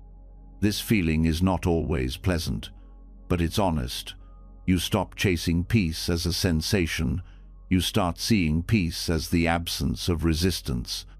And the more you stop interfering, the more you feel the peace that was always waiting beneath your effort. The breath shows you how to live without bracing, without rushing, without tightening around what you cannot control. It teaches you that presence doesn't require intensity. It only requires contact moment by moment, without needing anything to be different. And that contact transforms your nervous system. You start to feel safe without needing certainty. You rest without needing exhaustion to justify it. You begin to live in alignment with the body's wisdom. You're no longer overriding its signals. You're listening, responding, trusting. This creates space inside you, a space that others can feel. You become more grounded in conversation, more available in connection. You don't disappear into your mind. You stay with what's real. Even when emotions rise, you remain anchored not by force, but by breath. You stop needing to be impressive. You stop performing calm. You stop trying to seem present, because you're no longer operating from effort. You're moving from simplicity. The breath breathes you, and that is enough. This also affects how you engage with change. You no longer grip when life shifts. You don't try to control the rhythm. You let it move through you like breath. Each change a new inhale, each loss a full exhale. You let go without collapsing. You receive without grasping. This receiving is not passive. It's awake, attentive. You're not disengaged. You're simply not rushing to manage every detail. You trust that presence is enough. That awareness is intelligent. That the breath carries insight if you stop drowning it in control. And this changes how you relate to effort itself. You still act. You still engage. But now the effort is clean. It's not compulsive. It's not anxious. It's not driven by fear of not doing enough. It's rooted in response, not reaction, in flow, not force. Letting the breath breathe you is the practice of surrender. But it's not about giving up. It's about returning to what moves on its own, what rises and falls without your control, what carries you when you stop resisting. You realize you are not the source of life. You are the space it moves through. And the more you step out of the way, the more clearly it flows. The more peace you carry, the more trust you embody. Not as belief, but as breath, always moving, always returning, always home. You've now traveled through the deepest waters of stillness, breath, thought, impermanence, love, and presence. You've touched the quiet truth behind flow, not a method, but a remembering.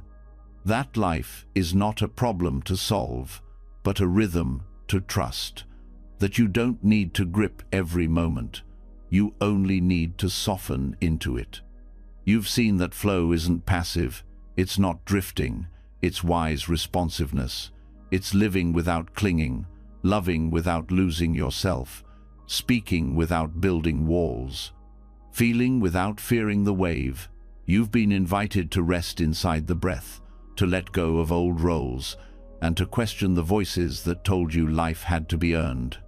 Now, you don't have to hold all of it. Just let the parts that touched you settle quietly in your heart. Let them rise again tomorrow, or the next day, or whenever they're ready. You don't need to force change. You are already flowing in the right direction.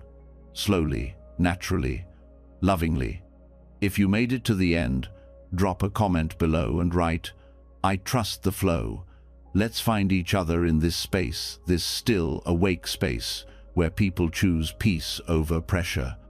And if you found even one breath of comfort, one moment of clarity, one spark of insight in this journey. Don't forget to subscribe to the channel. There's more waiting for you. Not more noise, more quiet truth. Let's keep growing together, one breath at a time. Until next time, may your heart stay open and your path stay soft.